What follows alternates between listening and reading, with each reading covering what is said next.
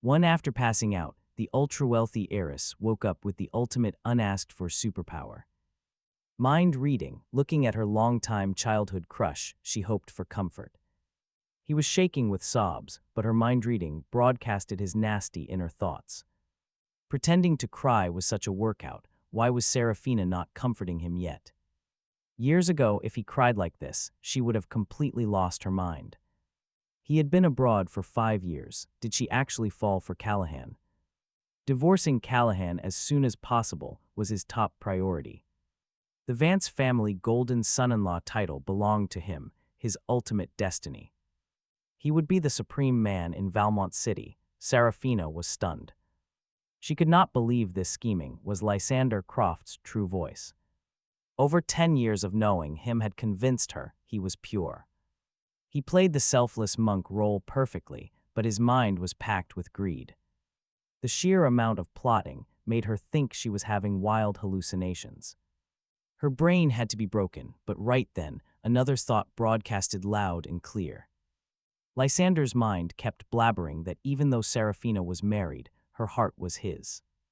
All his years of hard work in exile were not going to be for nothing. He could not panic, believing that now that he was back, she would obey him. The cash, status, and VIP perks, everything of hers belonged to him. Saraphina squeezed her eyes shut tightly, overwhelmed by his endless, greedy thoughts. Hearing Lysander's true, disgusting intentions made it impossible to deny the reality. The blood in her veins froze as she realized how blindly she had trusted him. What did this man actually see her as? Furious, her heartbreak turned to rage. Saraphina snapped her eyes open and threw a lethal glare right at Lysander.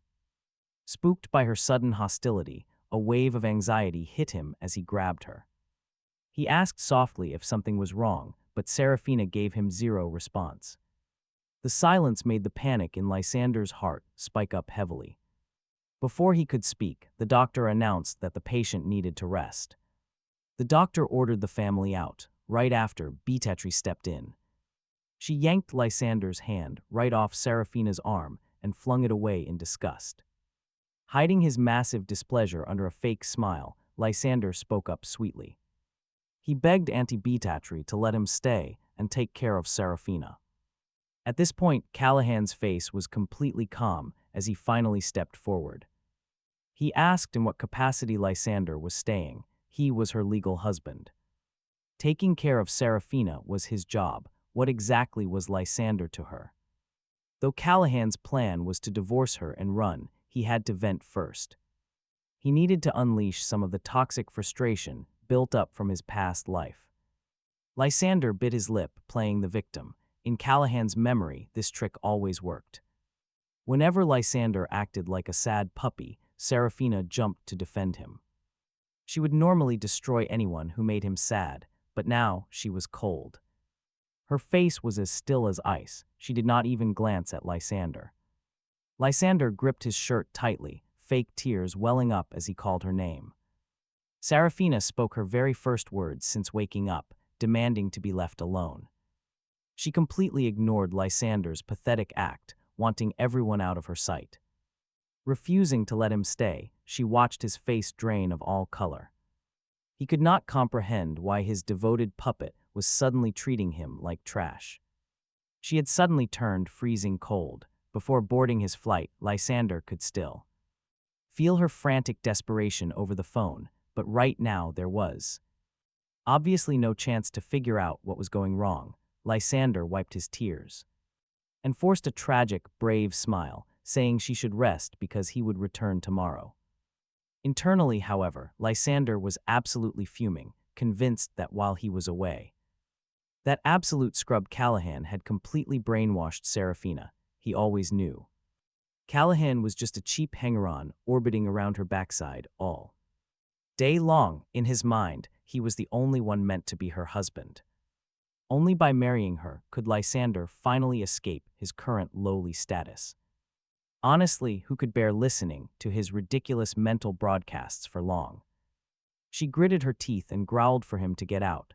Lysander sniffled, silently getting up to leave, his back looking incredibly lonely and dramatic, Beatrix tucked Saraphina in, nagging her affectionately to get some good rest while her parents waited right outside. They told her to call if she needed anything. Saraphina nodded and closed her eyes. Callahan wanted out. He wanted out immediately, but just as he was about to turn around, Saraphina, who was supposedly resting on the bed, suddenly popped her eyes open and demanded he stay. Callahan lowered his eyes, letting out a sarcastic chuckle as he strolled back toward her, with just Callahan and Saraphina left in the room, free of any noisy internal broadcasts.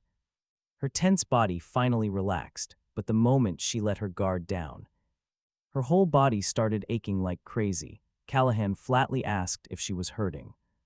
Silence. Seraphina said nothing. He raised an eyebrow, plopping down onto the chair next to her bed to ask if she was too embarrassed to tell the doctor. Instantly, Seraphina's eyes turned incredibly sharp, practically screaming to know how he knew. He just smiled without speaking, thinking to himself that they had been married for 3 years.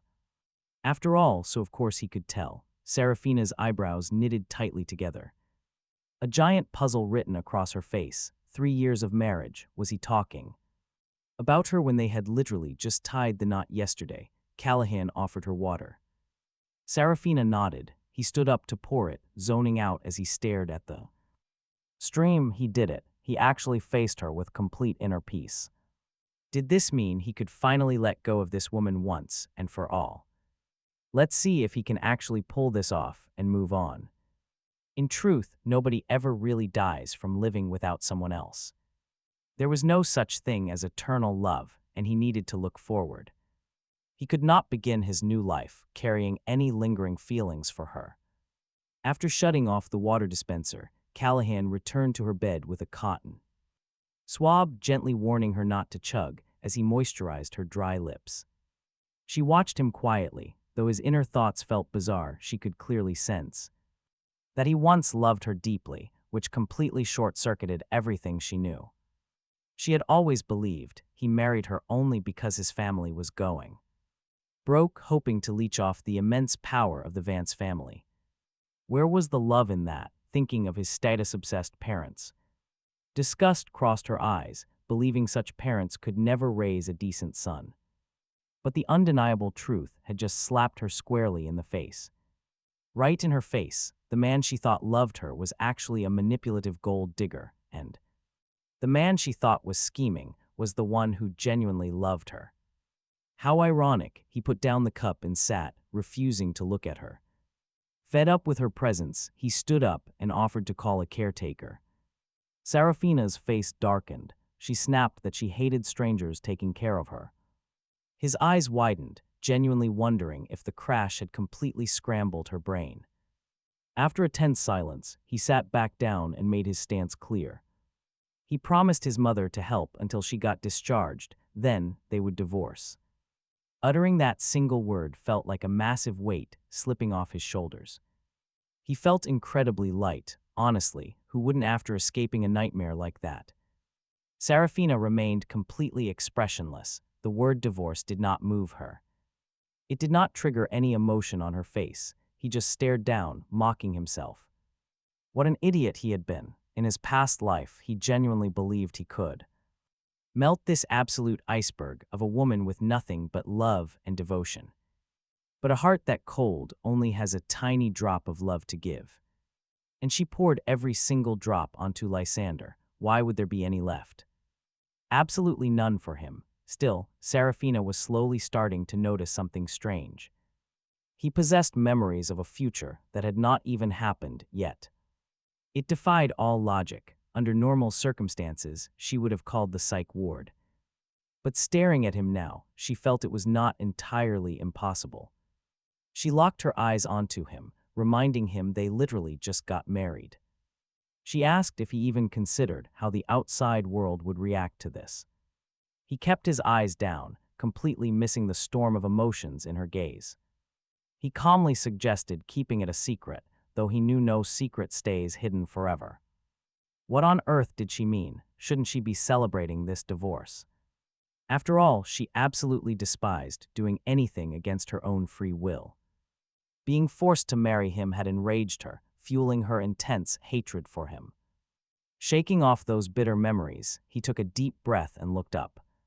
He asked her directly if she actually did not want to divorce him. Saraphina avoided his gaze, claiming a sudden divorce would only cause her trouble. It would look bad. He simply nodded and said he understood. She frowned, demanding to know what he meant, but his mind was blank. She got absolutely nothing out of him. He simply told her to sleep. He promised to get some food ready, then stood up. She hurriedly stopped him. She hurriedly asked where he was going. He looked back, asking a question. Would he disturb her beauty sleep? He looked genuinely surprised. She coughed lightly and turned away, murmuring a soft no, unless he was hallucinating. She was actually acting shy. Talk about a complete plot twist right here. Suddenly her face hardened, glaring at him with her usual cold intensity. He flinched slightly, asking what was wrong, but she stayed completely silent. He calmly sat back down and started scrolling on his phone instead. Her severe injuries quickly drained her remaining energy, and she drifted off. He felt annoyed. Her resentment was subtle, yet still incredibly irritating, stinging him like a constant, annoying needle. Finally, he stood up to leave. He quietly left the room and headed toward the restroom. When he stepped out, Callahan is not surprised to see Lysander leaning there, not one bit. Lysander snaps, demanding to know if Callahan badmouthed him to Sister Saraphina. Whenever they interact, Lysander refuses to look him in the eye. Never. He always acts like he is standing on a pedestal, pure disdain. That is the confidence Saraphina spoon-fed him over the years. Unbelievable. Callahan just flips his hair. Take a wild guess, he laughs. This triggers Lysander. He warns Callahan to quickly watch his place. He claims that he and Sister Saraphina are actually childhood sweethearts. If Grandpa Vance had canceled that stupid engagement, they would be married. Callahan looked straight into his furious, glaring eyes, totally unfazed. Childhood sweethearts, mutual pining, big deal, he is the husband now. He tells Lysander that his jealousy is useless, just sit back and watch. Watch them be affectionate. Callahan knows her better than anyone else does. Except herself, of course. Naturally, he knows exactly where to strike. He slides the words in to hurt the most, and wow, it works perfectly. Lysander's heart rate spikes, his breathing heavy, a vein popping on his forehead. He snaps, telling Callahan he is delusional to think she will stay. Lysander spits out that Sister Saraphina is completely disgusted by him. He asks if Callahan is playing dumb, but of course Callahan knows. He figured that out ages ago. He still remembers their very first meeting. They were just kids. He thought she was the prettiest older sister ever. He desperately wanted to get close, but she was entirely untouchable. Her icy aura kept all strangers at least 10 feet away at all times. He was too terrified to approach. They did not meet again for years. That changed when Grandpa Vance invited him to the estate after middle school.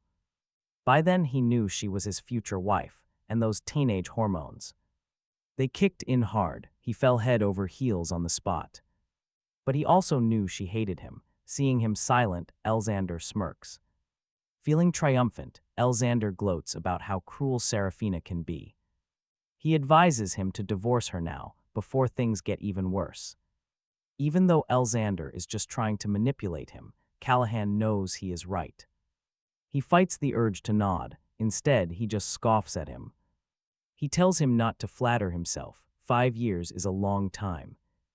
Lysander ran abroad after throwing a tantrum, but people definitely change. Back in that room, Lysander must have felt her ice. He is panicking. The moment Callahan says this, Lysander's face turns completely white. How could he not panic? She has never treated him so coldly before. Seeing this, Callahan mocks him further, saying any cold wall can crumble. He has poured endless effort into her over these past 5 years. Why would Lysander think he is irreplaceable or that she will hate him forever? Lysander opens his mouth to strike back, but finds himself out of words. Seeing him sputter in silence is exactly what Callahan wanted. Mission accomplished. He turns to walk away, while Lysander desperately yells she has loved him for years. He insists she will love him for a lifetime. Callahan just pauses. Glancing back, he tells Lysander he cannot wait to see his delusion shatter. Make sure my sister Saraphina divorces you, Lysander warns, clenching his fists, pale as death. Thorn just lets out a cold laugh, walking away without ever looking back. Arriving at Saraphina's door, Thorn hesitates. In his past life, Lysander, with Saraphina's silent approval, had Thorn locked away in a psychiatric ward. Driven to absolute despair, he leaped to his death. Those two ruined his life. His absolute enemies, but now that Thorn has been reborn. He wants sweet revenge. How should he get it? Obviously, shanking them both with a rusty spoon is the most direct path, but he refuses. To let these two fools ruin his entire life twice, fate did not give him a second chance just to make more foolish choices, should he bankrupt the Vance Group and destroy Saraphina's family, an eye for an eye, throwing Lysander into a psych ward himself, but putting aside if he even has that power. Even if he succeeded, his entire life would still revolve around hatred. Aside from those two choices, a third option exists: wrecking their romance and ruining their relationship. Yet even thinking about that process makes him feel completely suffocated, acting friendly with two people he absolutely loathes. Every day is pure torture. Looking at it, practically the most profitable plan is burying the grudge deep down and cherishing this second chance. Living comfortably is the ultimate victory. Having successfully convinced himself to avoid becoming a villain, he pushes the door open, expressionless. Saraphina is still fast asleep. He heads to the bathroom to wash up, then flops onto the family couch, ready to catch some sleep. He had barely slept during the day, so this nap hits deep. When he finally wakes up, it is pitch black. Outside, checking his phone, his jaw drops in shock. It is already 5 in the morning. Hope you slept well, a soft, sweet female voice says. Thorn looks up at her. Not bad, he replies. Saraphina says nothing more. The room falls silent. Are you hungry? They both blurt out at the exact same time. After that, Saraphina and Thorn fall silent again. A flash of annoyance crosses Thorn's face as he kicks off the blanket. He gets up, promising to get food, but warning her she is on a strict porridge diet. Once he brings it back, there will be no complaining. He is laying down the rules. Otherwise, if she throws a tantrum and gives him attitude over a bowl of porridge, it is simply not worth his time. Saraphina gives a subtle nod. Thorn puts on his shoes and heads for the door. Opening it, he sees her assistant standing by the window. A genuine smile breaks across his face. Assistant Ara. Ara freezes for a moment, then gives a slightly awkward nod, greeting Mr. Thorn. He suddenly remembers that at this point in time, they had barely interacted. His warm smile slowly fades, replaced by a massive wave of deep regret. Ara was Saraphina's assistant. In his past life, after marrying Saraphina, Thorn gradually got to know her. Ara had always felt sorry for him and looked out for him. He was incredibly grateful and always wanted to repay her. But in this life, Thorn probably won't get the chance to be friends with her. Burying that gratitude deep inside, he points his thumb backward into the room, telling Ara she is hungry. Ara nods, promising to fetch the porridge. After she leaves, Thorn checks his phone, seeing a text from Finnegan Locke. Finnegan wanted to know how Saraphina was doing. He had been his best bro for years. Ever since rebirth, he held back from reaching out, terrified of the outcome. He feared his emotional dam would completely break when someone on the brink of a breakdown finally faces a trusted friend. They drop all their heavy defenses. They become completely vulnerable, just like right now, as his nose began to sting. Breathing deeply, he quickly let his fingers fly across the phone keyboard. He texted back that Saraphina was fine and he was doing great. Promising to head to campus tomorrow to talk, Finnegan immediately replied in pure excitement.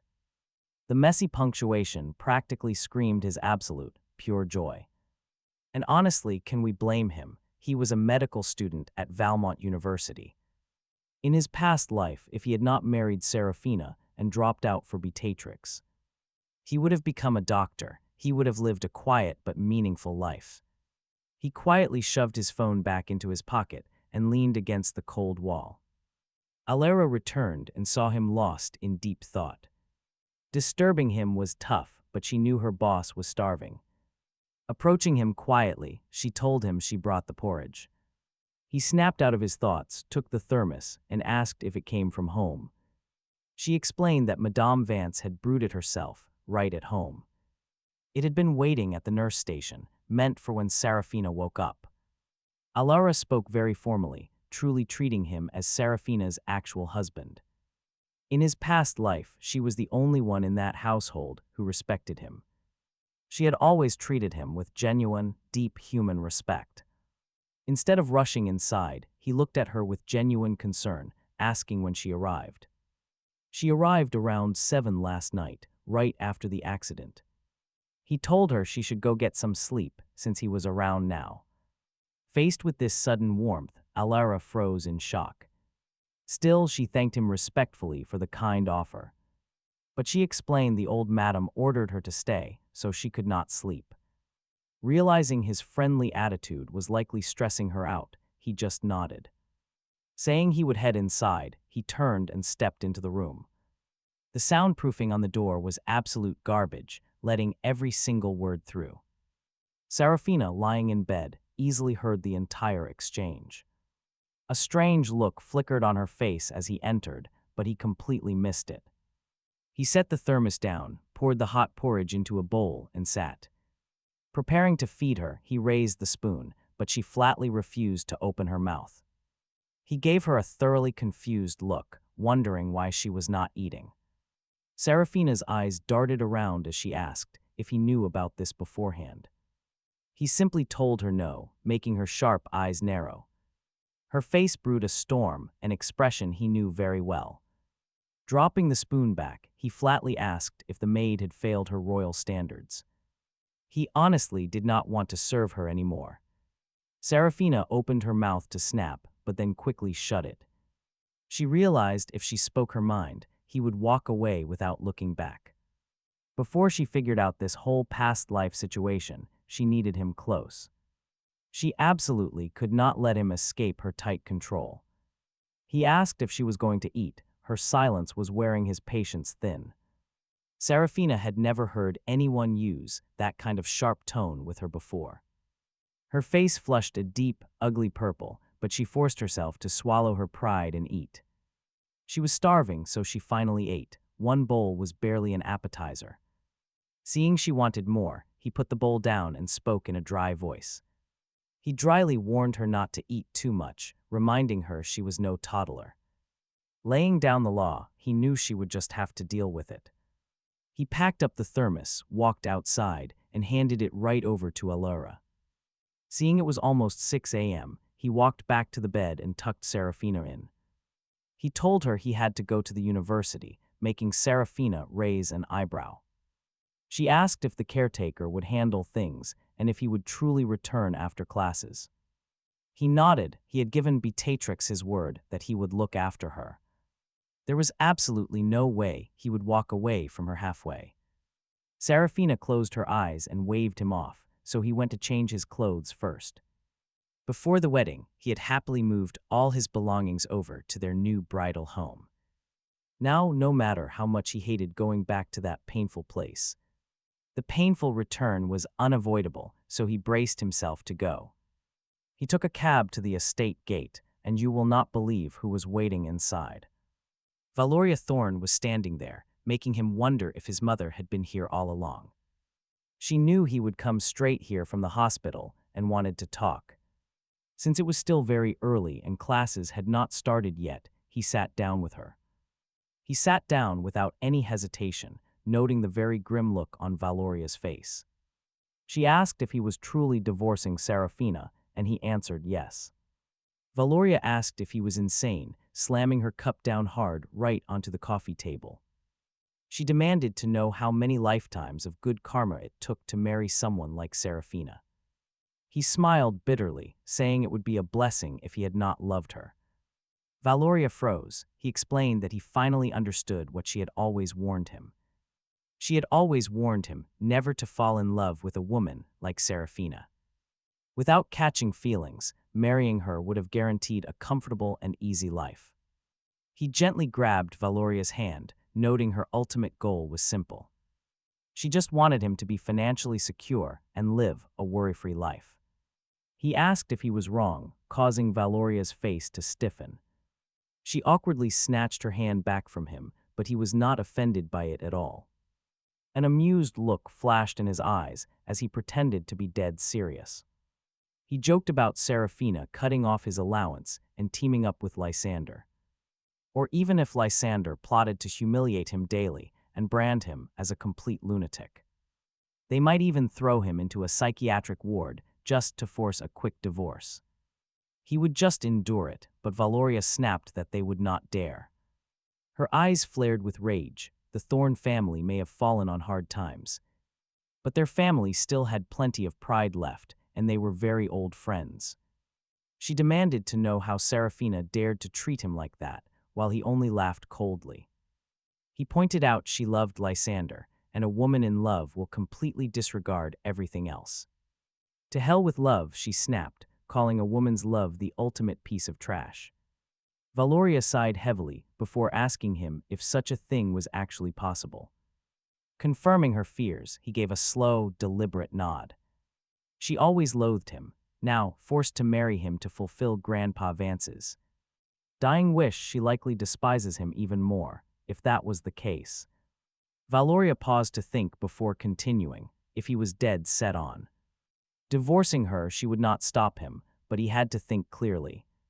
He would never find another woman with stats as high as Saraphina's, marrying someone with high stats did not guarantee happiness, he replied, even if he stayed single for the rest of his life, he would stay happy, he said with a beaming smile. Valoria called it nonsense, warning that if he did not marry whatever, she was incredibly tsundere, something he only realized after his rebirth. The hardships she endured in her youth had given her a thorny exterior. She refused to soften up, terrified that if she did, misery would find a crack and stab her where it hurt. When Alistair Thorn married her, he was only a year old, even though the house was filled with nannies. None could replace a mother. It was natural for a kid to cry when they could not find their mother, but an old family maid once told him that he rarely cried as a toddler. He sensed a story there and kept digging, eventually learning that before he could even form memories. Valoria stayed home with him almost daily, doing most of the child rearing herself. Anyone could see how much she adored him.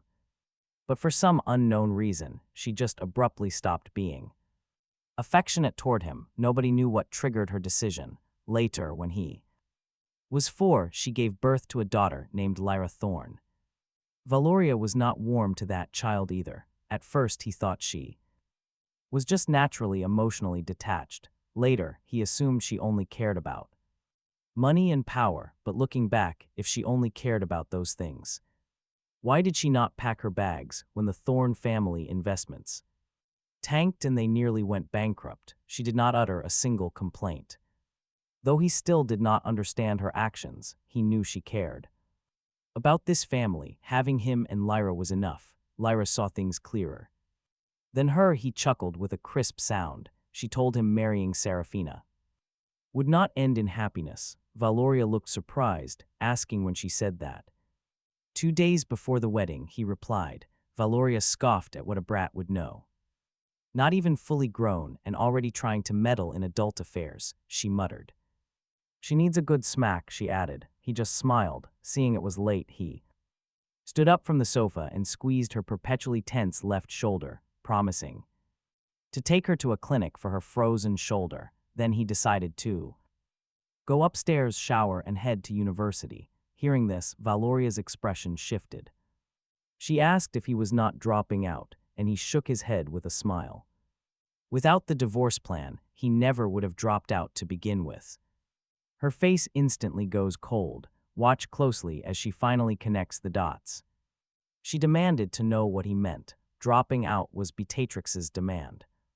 Recalling Beatrix's threats, his mood soured. Hearing this, Valoria's face turned. Completely red with rage, she raised her arm, pointing right at his nose, and yelled, "Why did that spineless brat keep this a secret from her?" Out because he could not handle coursework. If he had told her earlier, she would have marched straight to the Vance family, demanding to know. Who gave her the right to make those crazy demands? She grabbed the coffee cup, she hurled it right at the TV. The flat screen could not handle the impact and shattered from the center into a massive web of expensive regret. The coffee cup met a similar messy doom. Aunt Chen, the maid who had just stepped out of the kitchen, was frozen solid. With fear, Valoria caught her out of the corner of her eye, letting out a barrage of cold sneers. There is not a single decent person in that Vance family. It is a good thing you are divorcing her with your soft, spongy personality. If you kept living with her, you would never have one good day. Aunt Chen was a veteran nanny from the Vance household. Beatrix had sent her over with pretty words about how she was great at taking care of people and would manage their daily lives. In reality, she was basically a spy camera with a pulse. Whatever Valoria just yelled, Aunt Chen was absolutely going to relay it word for word. Back to Beatrix, Valoria knew this perfectly well. She said it on purpose. "My bad," Callahan muttered, clasping his hands together and looking down, mimicking the exact posture of his childhood self when he got in trouble. The reason he did not tell Valoria was because he was terrified she would start a war with Beatrix, which would only make Beatrix hate him more. In his past life, he could not comprehend that living with in-laws is a completely different ballgame when you have your family backing you up. Valoria had a fiery personality forged in the rougher, mixed-bag neighborhoods of her youth. Dealing with a spoiled, sheltered aristocrat like Beatrix would have been a total cakewalk for her if he backed him up in his past life. His time with the Vance family would not have been such a miserable, endless grind. Valoria stared at him with a sigh. She remembered how he used to be a major troublemaker, definitely not a pushover. How did he turn into such a pushover? She asked, her tone softening at his kicked puppy act. She used to warn him not to fall for Saraphina, promising him a comfortable life, but he would get upset with her, thinking she was sabotaging him. If love was useless trash, did that mean he did not love his father? He looked up at her. "Callahan, you are still too young," Valoria told him. "Whether two people can survive living together is not solely supported by love. In fact, it is mostly not supported by love. Wait until you actually marry someone," even though he suffered a lot and swallowed a metric ton of bitter romance pills before his rebirth. Because Saraphina and he never actually lived a normal married life, he was still pretty clueless about the mechanics of marriage. He finally understood her good intentions now, he said, blinking his bright eyes in a playful manner. From now on, he would listen to her more. Faced with his sudden affection, Valoria felt totally out of her element, twitching her lips as she said the exact opposite of what she really felt. Please do not, since she was not his biological mother anyway.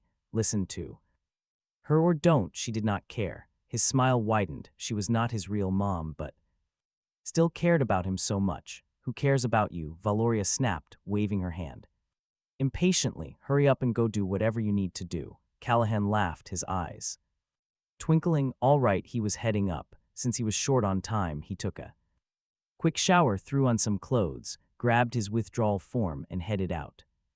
Callahan's family only had one driver, and he got injured in the same car crash.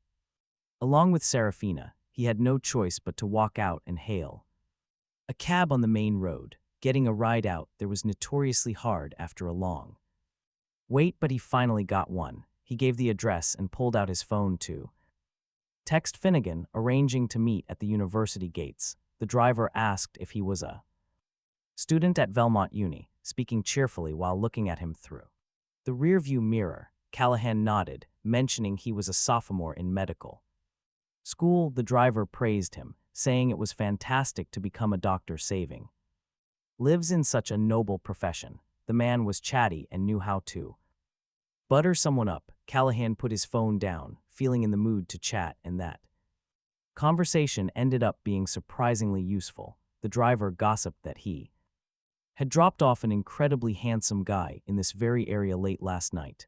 At first, he thought the guy lived there, but when they arrived at a specific mansion, the guy said he was heading back to the city center and asked the driver to wait. The guy got out, rang the bell, and soon an elegant gentleman came out and started screaming at him, calling him a shameless green male who loved coveting other men's wives. The young guy muttered something back too quietly for the driver to hear, but before he could say much, the elegant gentleman turned his back and walked away. Hearing this, theory formed in Callahan's mind, making him ask what the guy looked like and what color clothes he wore. Based on the driver's memory, he confirmed 100% that the green male was Lysander. What on earth was he doing sneaking around Callahan's neighborhood in the middle of the night after leaving the hospital?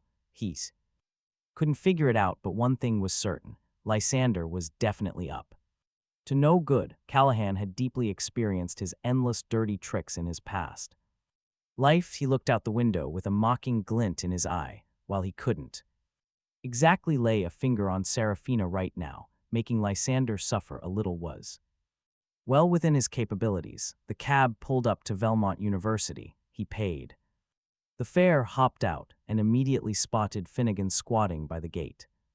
He was wearing a tracksuit, his hair messy, looking like he just finished a run. The second he saw Callahan, he shot up and sprinted over like a madman.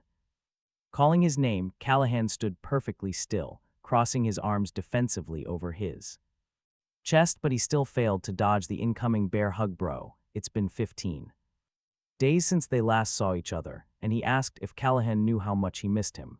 He thought once his friend got married, he would just throw him in the trash. His messy hair was plastered all over Callahan's face. He struggled to push him away, gasping that Finn was going to strangle him to death. Finn didn't care and rubbed his cheek against Callahan's with a pathetic pout. This was his punishment for ghosting him for half a month and banning him from the wedding. Callahan's hand, which was about to push him away, froze in midair. To marry Saraphina, Beatrix had a laundry list of demands. Dropping out of school was just one of them. Another was that he had to sever his entire social circle. In Beatrix's eyes, all his friends were unpresentable peasants, unworthy of associating with Saraphina. Vance's husband. Back then, Callahan was so drunk on love that he actually agreed, ruthlessly abandoning his closest friends. That included Finnegan, his buddy of many years. He still vividly remembered the disappointment in Finnegan's eyes every time he looked at him in his past life, honestly ending up isolated, helpless, and suffering so much. Back then was entirely his own damn fault. The wedding wasn't worth attending anyway. Swallowed by guilt, he stopped pushing him away, even if he was currently cutting off his oxygen supply, because he was divorcing Saraphina very soon. Suddenly, Finnegan released him. His face was a canvas of pure shock. Callahan winked, telling him he heard right. The second she was out of the hospital, he would serve her divorce papers. Finnegan scrunched up his face, scratching his head. Was marrying her not his ultimate goal? Callahan shrugged. It used to be, but after marrying her, he realized she was nothing special. Finnegan asked if she was inadequate. Callahan's mischievous side flared as he put on a conflicted, silent expression. Finnegan immediately agreed that he definitely needed a divorce.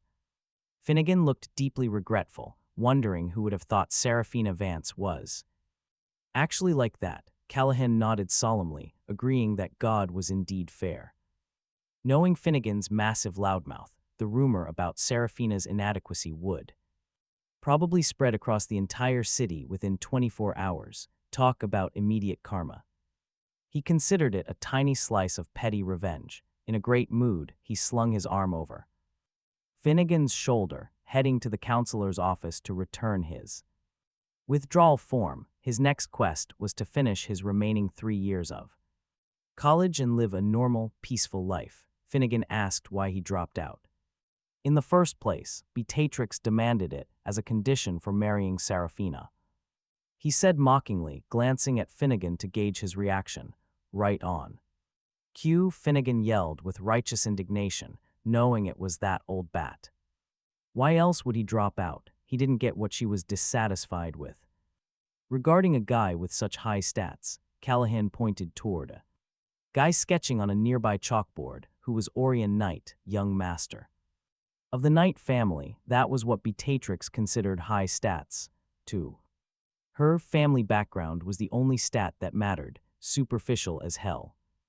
Finnegan snorted, dropping the subject. It was the harsh truth, no matter how outstanding someone was, if their family background was trash, they were considered the lowest tier scum. Honestly, who can blame him for leaving? Even if Lysander managed to marry into the Vance family in his past life. Given his poor background, his life with her was never a fairy tale. Enduring the daily eye rolls and contempt from everyone was a tough pill to swallow. Honestly, thinking about that made him feel even better. Arriving at the counselor's office, he was just raising his hand to knock when the door swung open. The guy walking out saw him and his face immediately contorted, asking what he was doing there since he had dropped out. Callahan couldn't help but laugh. The guy standing in front of him was none other than Dorian Croft, Lysander's dear younger brother. What a model. Sibling, always plotting to steal his older brother's woman, and loving to sabotage him in secret, truly touching. He had dropped out but could always re-enroll. Finnegan bared his teeth at Dorian, declaring Callahan was back. Which meant Dorian was out of the spotlight again. Dorian glared at him. Dorian snaps venomously, telling the chatterbox to keep out of his business and stop butting into the conversation, calling it pathetic. Finnegan shoots back that while he might be pathetic, he knows Dorian is inferior to his buddy Callahan in every single way, throwing tantrums and scheming in the shadows is truly pathetic. Dorian snaps, demanding when he ever schemed in the shadows. Finnegan just sneers, telling him that he knows exactly what he did. Last month in anatomy class, someone killed Callahan's lab rabbit. It was definitely Dorian. Panic flashes in Dorian's eyes as he yells to stop the slander. He would never do such a thing and demands evidence. Finnegan insists it was him, but Dorian denies it. Callahan silences them with a bright smile, stating he really does not want to listen to a pointless shouting match. He asks Dorian to step out of his way. Dorian glares back with wide, angry eyes, showing absolutely zero intention of moving. Callahan knows Dorian all too well, ever since he enrolled Valmont University purely because he was Saraphina's fiancé. Dorian made it his life's mission to ruin Callahan's day. If Dorian did not try to pick a fight with him, he would practically itch. Right now, Dorian is absolutely dying to stab him with some snarky comments, and sure enough, it does not take long for him to start.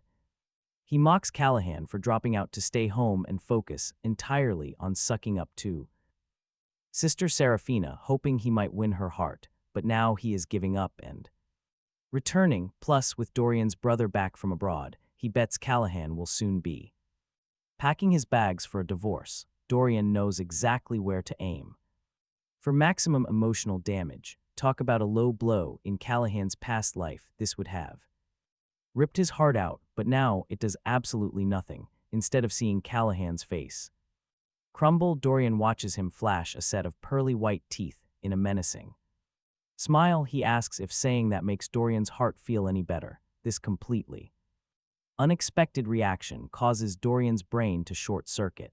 He points out Dorian's massive crush on Saraphina. When Dorian talks about Callahan staying home and dedicating all his time to sucking up to her, doesn't his own heart bleed? Callahan reaches out and grabs his jaw, giving it a light shake. Clicking his tongue, he continues. He remarks that Dorian doesn't look much worse than his brother, asking if he's truly not bitter. After all, his brother can make Saraphina divorce Callahan, so why can't Dorian do it? His face shifts catastrophically as he slaps Callahan's hand. Away and roars, he demands Callahan stop spouting garbage, denying any crush on sister. Saraphina, Callahan mockingly calls him a coward, so in love but too afraid to admit it. He predicts Dorian will spend his entire life just watching his brother and beloved woman being all lovey-dovey. Callahan's words are not just mean, they are downright cruel. He is taking a dagger and twisting it directly into his most vulnerable spot. He wants Dorian to be in absolute agony, hoping his delusional obsessions will sprout much earlier than in his past life. Before he officially divorces Saraphina, he plans to cause endless headaches for Lysander. Enraged, Dorian screams at him to shut up. Dorian's eyes are completely bloodshot, his heavy breathing sounding like a raging bull. He claims Callahan is talking absolute nonsense. Callahan just shrugs with a look that says he knows the real truth. Dorian's fragile mental state is rapidly crumbling, shooting him a venomous glare. Dorian practically sprints away. Finnegan looks stunned. He grips Callahan's arm, absolutely desperate for some juicy gossip. Practically glowing on his forehead like neon lights, Callahan knew his friend was a gossip fiend. But now was not the time for gossip.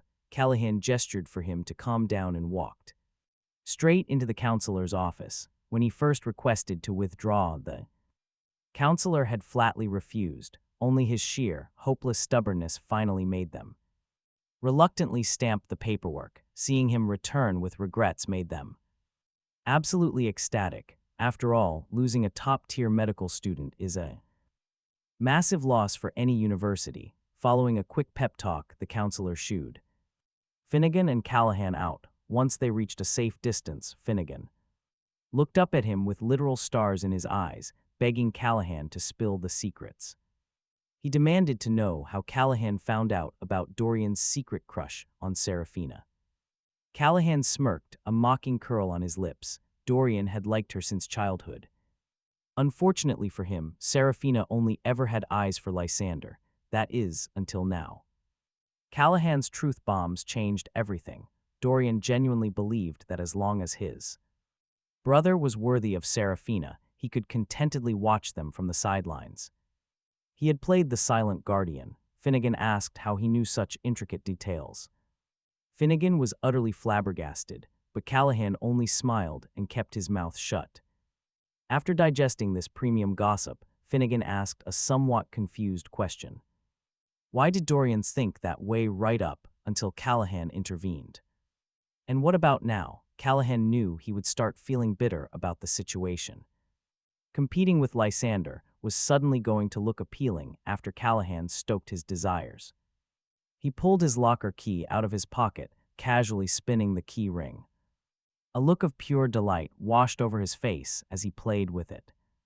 Finnegan finally caught on, a devious grin spreading across his face. He told Callahan that he was still as devious as ever, prompting an eyebrow raise. He saw a glimpse of high school Callahan. Finnegan nudged his shoulder, chuckling, reminding him how wild, radiant, and absolutely full of fire he used to be.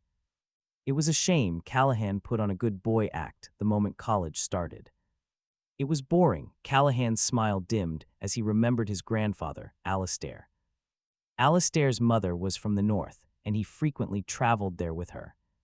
Staying for months at a time made Alistair a bold, uninhibited person. He possessed a wild personality, but his brain was not overly sharp. He lived carelessly for years, which eventually led to a massive financial ruin. He tanked the investments and ruined decades of the Thorne family's hard work. Callahan inherited some of those traits, combined with the fact that Alistair and Valoria held extremely low expectations for him. He completely let loose in high school. Strictly speaking, he was a student with excellent grades who was still considered a low-key delinquent by the teachers. He hid his true nature. Forcing himself into the good boy mold in college was because of two girls. He did it for Saraphina and Beatrix. Breaking from his memories, he muttered quietly to himself that his past life would have been so spectacular without her. Finnegan did not catch the words and asked what he said. Callahan shook his head, claiming it was nothing. From now on, he would live genuinely. He grabbed Finnegan's hand, and they walked off to class with a lighter step. Callahan was naturally brilliant, picking up difficult concepts ridiculously fast. His college entrance exam scores had been completely off the charts. Alistair had told Callahan to choose whatever truly made him happy. Out of endless paths, he chose medicine immediately. Med school was brutal, and even Alistair had initially expressed his disapproval, but Callahan simply insisted he loved it, sticking to his guns anyway without ever giving the real reason. His true motivation was the death of his biological mother. It was never about a grand hero complex or saving lives to prevent shattered families, wanting only to quietly accumulate good karma for her soul. Her short life had been cut far too short. He only hoped her next life would be peaceful. Soon the morning classes flew by, leaving his afternoon wide open. Finnegan, who had not hung out with him in ages, suggested they go shopping, but Callahan declined, explaining honestly that he needed to visit the hospital to care for Saraphina. After rescheduling their shopping plans, Callahan left the campus and headed straight to the hospital floor, where he bumped into Beatrix, who was just stepping out of the room. She paused for a brief second upon seeing him, then spoke with a highly complex expression. Her comment that he was quite something prompted an utterly confused stare. Believe it or not, Beatrix sneered about Seraphina despising him before the wedding, expressing disbelief that after just a single night, all that hatred had vanished. Beatrix asked if she was wrong, her sharp voice dripping with nasty innuendo. Callahan simply furrowed his brow, choosing to stay silent. In the past, he had always played the obedient lapdog around Beatrix, no matter how hard she made his life, no matter how foul her words were. He would simply bow and nod, but though his post-rebirth attitude was sharper, Beatrix still had not adjusted to the change. Seeing him stay silent, she assumed he was too terrified to talk back, prompting her to push even further, sneering that the son of a home-wrecking fox was just a cheap mutt. Since she wanted to test her luck, Callahan decided he was officially done babying her, telling her that if she was sick in the head, she should see a doctor. His cold face showed absolutely zero warmth. He pointed out that she was technically part of the Vance family now, yet she still spoke like a common street thug, completely ruining their high-class reputation.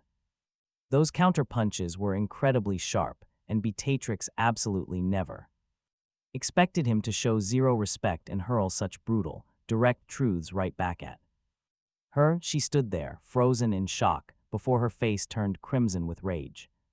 She shrieked, demanding to know how Callahan Thorne dared to speak to her like that, arguing that their divorce did not give him any right to use her first name.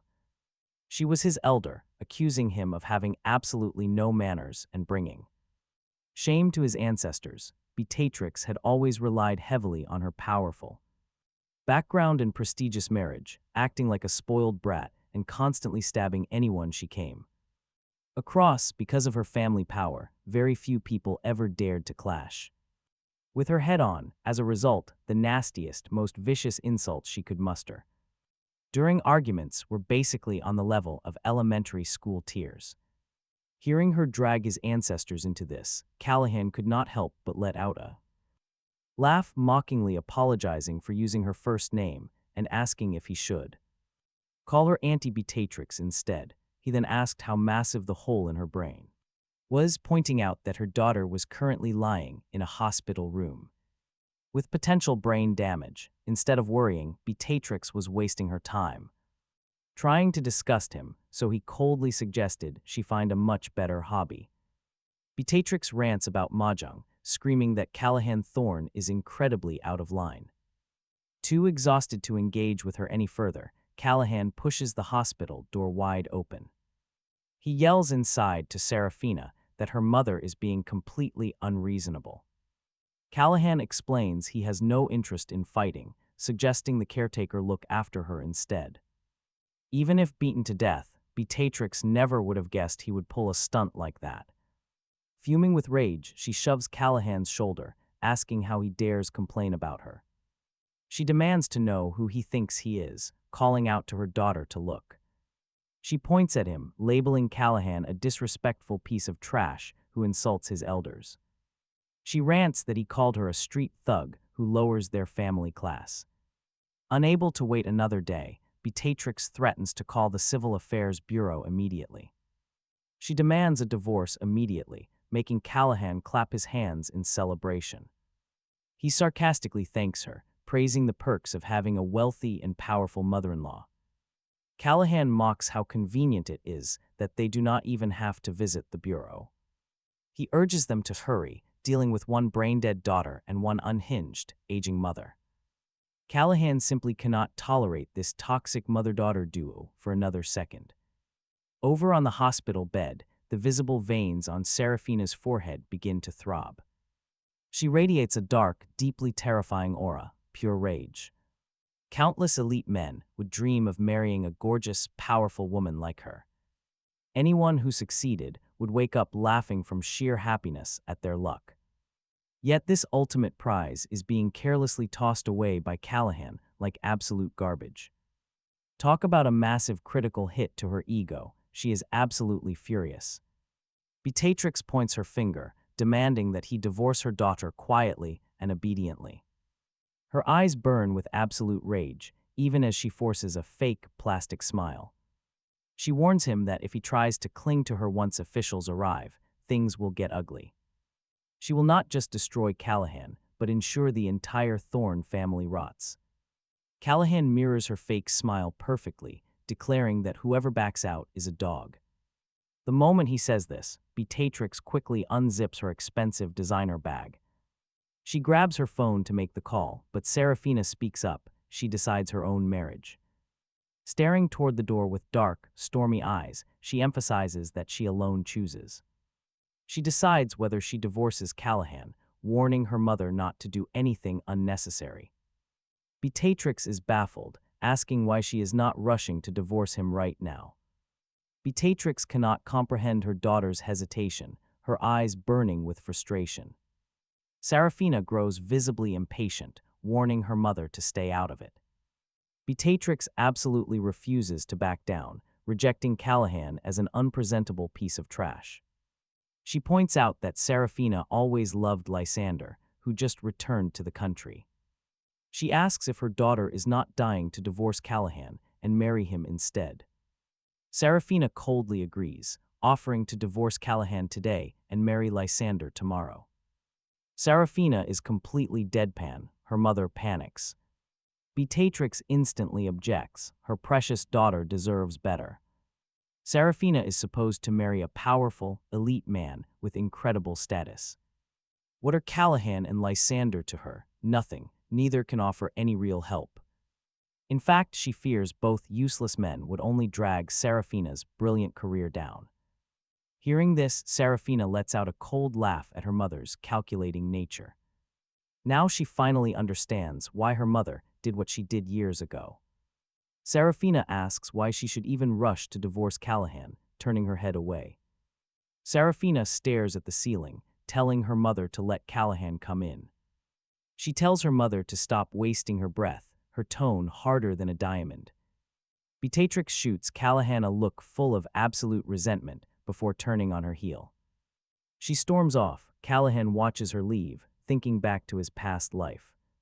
Back then, his eyes and heart were so consumed by Saraphina that he missed everything. He never noticed this dynamic with Beatrix's explosive personality. The fierce woman never actually stood her ground against her own daughter. He wonders if she just loved her daughter way too much. But she is still the mother. A massive tantrum should logically force a compromise. It makes no sense, but his thoughts are about to cause trouble. Unbelievably, his entire internal monologue is broadcasting straight to Saraphina. His constant thoughts of her make her mood highly complicated. She lets out a light cough to grab his attention, snapping him out of it. He looks up as she tells him to enter, walking in to sit beside her. Sitting down, he asks why she did not take the chance to divorce him. He is just as baffled, but she simply says there is no reason. He points out that she and Lander are mutually pining to get married. Her mother's opposition cannot stop her, so he really does not get her logic. In his past life, if he had not clung to her like a parasite, she would have dragged him to sign the divorce papers the day Lander returned. Instead, they suffered through 3 years of miserable drama, but now she claims a divorce. Right after getting married would damage the Vance Group's reputation. They cannot divorce immediately. Before his rebirth, she was the one dreaming of freedom. Now he is the one dreaming of divorce while trapped in the marriage. Honestly, life is a total sitcom. He knows he cannot let this drag on. He insists they must divorce the moment she is discharged from the hospital. Hearing his thoughts, she marvels at how ridiculously fantastical a rebirth actually is. He reminds her that only their immediate families even attended the wedding. Even the media is clueless because she intentionally hid their marriage. Since everyone thinks she is single, divorcing won't affect the company at all. But she counters, noting that secrets always find a way of getting out. He sighs and demands a firm timeline for when they can finally split. When she says at least half a year, he rejects it, refusing to wait. She asks what he wants. He says discharge, but she demands 1 year. Annoyed by her haggling, he decides to play his trump card. He lies and claims he has someone else he is rushing to be with. She doesn't believe him, but he asks why he would lie about this. Him openly cheating on her while legally married and dragging her reputation through the mud. Then fine, he will accept it. They can officially divorce in half a year. Saraphina claims she is totally fine with it. He can only stare in disbelief. Since when did this heartless, backstabbing wolf suddenly find Buddha and turn vegetarian? Since she accepts, he agrees to the half-year timeline, but with strict rules. He is moving back home, and they will live entirely separate lives. Unless someone is literally dying, they will not meet, she easily agrees. 10 minutes later, Callahan returns with lunch, holding a warm thermos. With a blank face, Cohen opens the container and brings a spoonful of porridge up to Saraphina's mouth. Maybe his hand just accidentally slips on purpose, but a good amount of the hot porridge spills right onto her neck. Cohen Thorne, every syllable sounds like it is being violently pushed out of her lungs. Suppressing a tidal wave of fury, Cohen immediately puts on a mask of pure panic. He yanks a few tissues from the nightstand box and starts wiping her neck. Apologizing profusely the entire time, he claims he is sorry and begs her not to be mad, but inside he is celebrating, telling her silently to take that. She cannot move right now, meaning he can do whatever he wants with her, hearing his inner thoughts while feeling a sticky, soggy tissue getting dangerously close. To her face, Saraphina's complexion turns darker than the bottom of a pot. Cohen asks if it got on her face, then claims he thought there was some mess. Saraphina asks him if he has lived too long. He knows Miss Vance has money and power, and anyone who offends her ends up in a ditch, but she cannot possibly murder him just because he accidentally spilled a little porridge on her, right? Saraphina lets out a cold sneer. He silently tells her they will talk once she can actually move. For now, she just has to endure his mocking sneer. Saraphina glares at him, eyes practically bleeding red, demanding he wipe her entire body clean and change her into fresh clothes. Cohen flatly refuses, claiming he is a young, hot-blooded guy, making it totally inappropriate. He promises to find someone else for the job. Saraphina is genuinely infuriated, her usually stoic face displaying rare, explosive anger. She demands he do it, threatening him before she is suddenly cut off.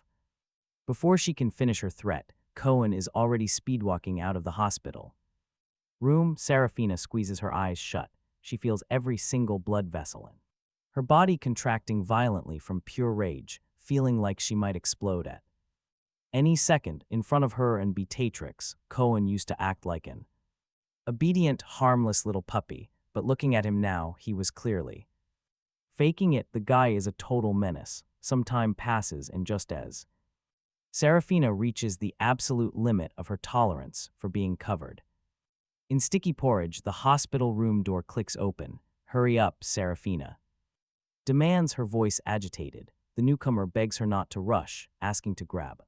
Wet towel first. The raspy voice coming from the doorway makes Saraphina freeze. She stiffly turns her neck to look. A woman in her 50s is shuffling toward the bathroom. Heaven knows where Cohen dug her up from. She has unkempt hair and is wearing an old-school worker uniform covered in mysterious stains.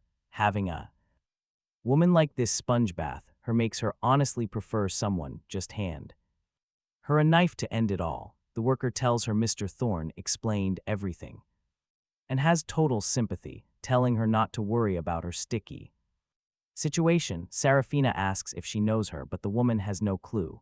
Cohen, you are dead. Saraphina takes a deep breath and closes her eyes in defeat. Seeing this, the woman waddles right over. The entire sponge bath process is pure torture for Saraphina. She grits her teeth and powers through it. By the time the woman dresses her in a clean hospital gown and leaves, she opens her eyes and looks toward the door. Cohen is leaning against the doorframe, arms crossed. The moment their eyes meet, he dramatically fakes a yawn. The person she getting hired wasn't bad at all. Until his discharge, he will be relying on her thoughtful care. Surprisingly, Saraphina doesn't look angry. She seems completely calm, but those words about thoughtful care sound like they are individually crushed between her teeth. If Callahan didn't know better, he'd think she wasn't mad at all. He narrows his eyes, caution flashing across his face. She is incredibly devious. Who knows what kind of torturous revenge she's plotting in her head for when she can finally move. Since he's already offended her and revenge is inevitable, he might as well kick her. While she's down, Saraphina suddenly feels her current situation is much better than a hostage. She tries to move her arm, but agonizing pain makes her suck in a sharp breath. Yeah, moving is completely off the table, clearly. Recognizing this reality, Saraphina licks her dry lips and asks out of nowhere, Callahan, do you still love me? He lets out a light laugh. What do you mean still love you? He never loved her to begin with. Talk about brutal, he answers without a split second of hesitation, and judging by his expression and tone, there isn't a single trace of him just saying it to be petty. Even without reading his mind, Saraphina knows with absolute certainty that he has zero feelings for her right now. This realization makes her eyes dim. It wasn't exactly heartbreak or anything dramatic. She just feels a sense of regret. It is honestly sad to watch. A remarkably sincere love has just quietly died. After a long silence, Saraphina asks in a hoarse voice, if Lysander and I get married, will we be happy? Probably not. He highly doubts it. He's guesses he wouldn't know anything else she needs. Saraphina shakes her head. Then, get some good sleep, he says, because he's taking a nap. He walks to the cot, kicks off his shoes and lies down. With his eyes closed, he can feel Saraphina staring holes into him. He feels a spike of annoyance. Why is she staring at him? Is she malfunctioning? The second that thought crosses his mind, Saraphina snaps her head back around. His furrowed brow slowly smooths out and he quickly drifts off into dreamland. Hearing his breathing even out, Saraphina knows he is asleep and looks back over. The young man is wearing long pants, but because he's lying down, the pant legs have ridden up a few inches, exposing his lower calves. Right now, in Saraphina's eyes, his calves are sturdy and powerful with smooth aesthetic lines. Absolute eye candy. She has never really looked at him before. Now that she does, she realizes he is actually incredibly handsome. A chiseled face with an extraordinary aura, skin as white as snow, lips red like peach petals, sharp and handsome as if carved by a knife, incredibly eye-catching. In terms of looks, he is not one bit inferior to Lysander Croft. Perhaps her gaze is a little too intense because his sleeping self starts to feel uncomfortable. He furrows his brow, grunts twice and then rolls over. Saraphina Vance lets out a faint smile and closes her eyes too. He sleeps all the way until 4 p.m. when he wakes up and sees the hospital room door open. He's a bit puzzled. He rolls over and sees Saraphina lying on the adjacent bed, seemingly still asleep. He sits up, puts on his shoes and walks out of the room, seeing Ara standing nearby, a smile naturally appears on his face. When did you get here? Just recently, Ara replies. Ara had a serious, stiff personality, but faced with Callahan's bright greeting, she forced a faint smile. A nurse mentioned they needed to keep the door open for ventilation, so Callahan did exactly that.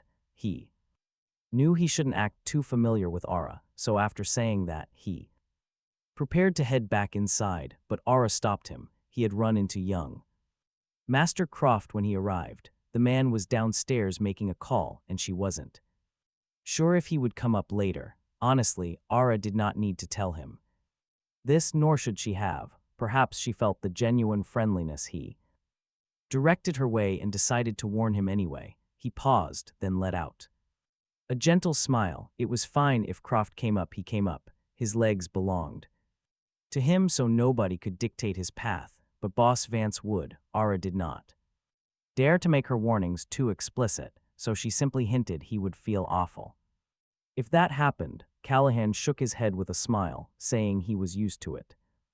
Ara did not know how to respond to that, opting for silence. Just as he was about to speak again, the cold, irritated voice of a woman drifted from inside. She was thirsty. He rolled his eyes, then smiled and nodded at Ara before heading back inside.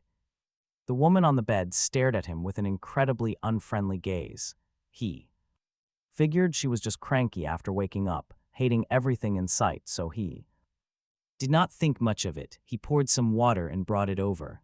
Are you too close? Saraphina asked, her eyes flickering. She had already asked this once before. A trace of annoyance crossed Callahan's face. He set the water down, coldly replying they were not close, but they did not look distant either. Saraphina sneered. Was she losing her mind? Why was she suddenly so obsessed with whether he and Ara knew each other? Was she really that bored? Yes, this woman was definitely bored out of her mind right now, and it was getting incredibly annoying. Somehow, hearing his thoughts, her already sour expression darkened even further. He had not thought a single nice thing about her. Hearing his criticism constantly was infuriating. He told her they looked close because he was intentionally showing goodwill, putting on a fake smile. Why would a man do that to a woman? The sarcastic curve of his lips deepened, dripping with sheer malice.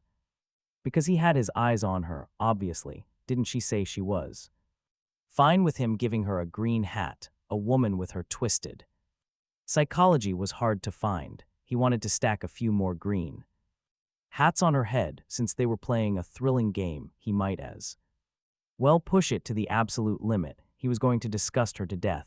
As those words fell, Saraphina's face turned completely freezing, even though she knew he was just spewing garbage to purposely gross her out, and was not serious. She was still legitimately pissed. She stared at him with eyes so deep and icy that one glance felt like staring into an abyss. He felt a slight jolt of panic as a chill crept up his spine.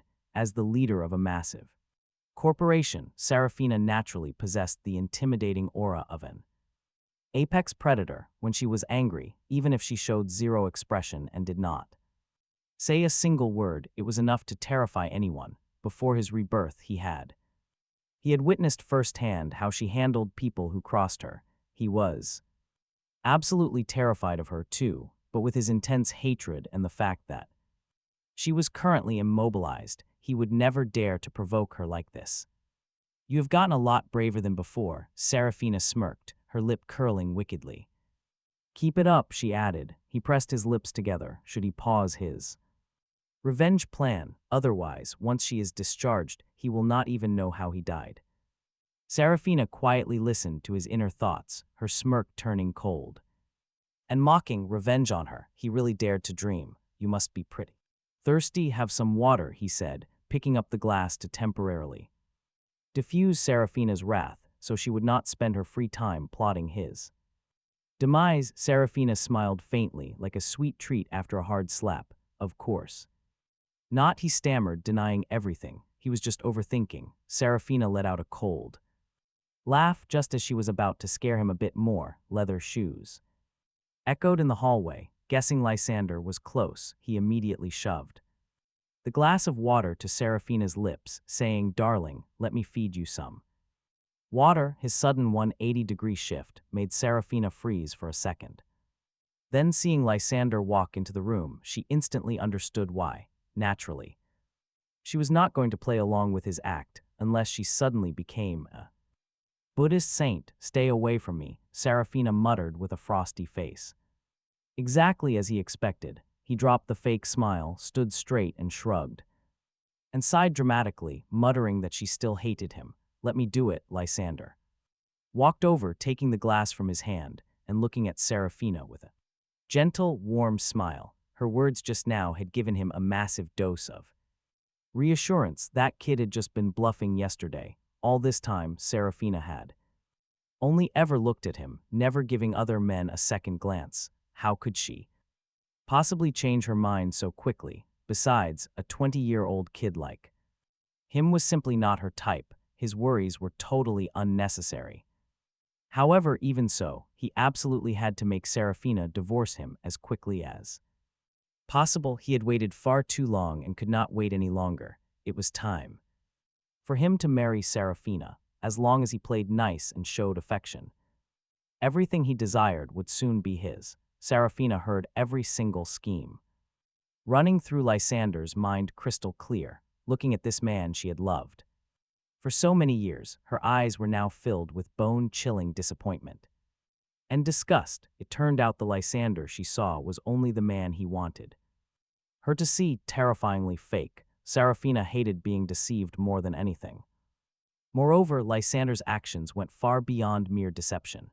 This man dreamed of marrying her, yet constantly pretended to have no romantic feelings for her, playing hard to get and treating her like an absolute fool for his own amusement, seeing that Saraphina was not drinking the water or speaking but was just staring at him with a glacial gaze. Panic in Lysander's heart bubbled up again. "Sister Saraphina, what is wrong?" he asked.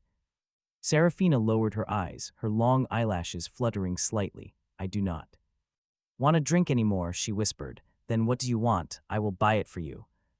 "Okay," Lysander blinked his large eyes, using the exact tone one would use to coax a toddler. Seriously, does this guy have any common sense at all? What else can she asking for anything to drink besides water? Callahan slumps on the couch with a lazy yawn. Mocking him, Callahan says Lysander still lacks charm. Otherwise, after finally returning from his 5-year study trip, she would gladly gulp down battery acid if he asked. He practically has the words "trouble starter" written on his forehead. Boldly stirring the pot, this pure provocation sends a surge of anger erupting inside Lysander's heart, but mindful of Saraphina's presence, he quickly swallows his rage down. He tells Callahan that he fully understands the hostility between them, but since Callahan is married to Sister Saraphina now, he truly hopes they can live happily together, saying there is no need to treat him like an enemy. But where did he get the idea of being enemies? Callahan finds those words utterly laughable, asking if Lysander even deserves to be an enemy. Lysander's face shifts. No one has ever dared to speak to him like that in front of Saraphina. Seriously, where does Callahan get this nerve? Lysander's fragile ego simply cannot accept this. And that is entirely Saraphina's fault. She spoiled him, giving him a massive superiority complex. He is basically just a dog riding on his master's power, genuinely believing he is the king of the jungle. Callahan does not care how Lysander reacts, as he only cares about Saraphina's response. If she explodes in rage over the comment and threatens him with severe consequences, he will tactically retreat and avoid clashing head-on. But if she merely scolds him a little, he will double down and push it, ensuring Lysander loses sleep tonight over sheer frustration. Saraphina's eyes flicker as she stares at Callahan right away.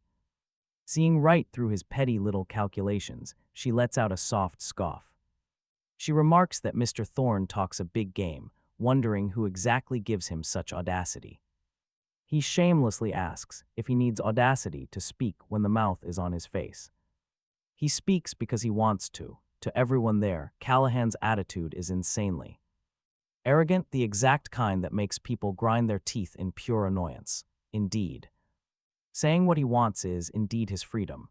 Lysander's eyes redden slightly, and he lowers his head after shooting Callahan a wounded look. Callahan lets out a cold snort, mockingly thanking Lysander for being so understanding, expressing with sheer disdain that he hopes when he says even worse things in the future, Lysander will be just as forgiving. Now that Saraphina sees Lysander for who he truly is, she naturally is not going to defend him anymore. She half closes her eyes, deciding to sit back, ignore the drama, and exclusively listen to their inner thoughts.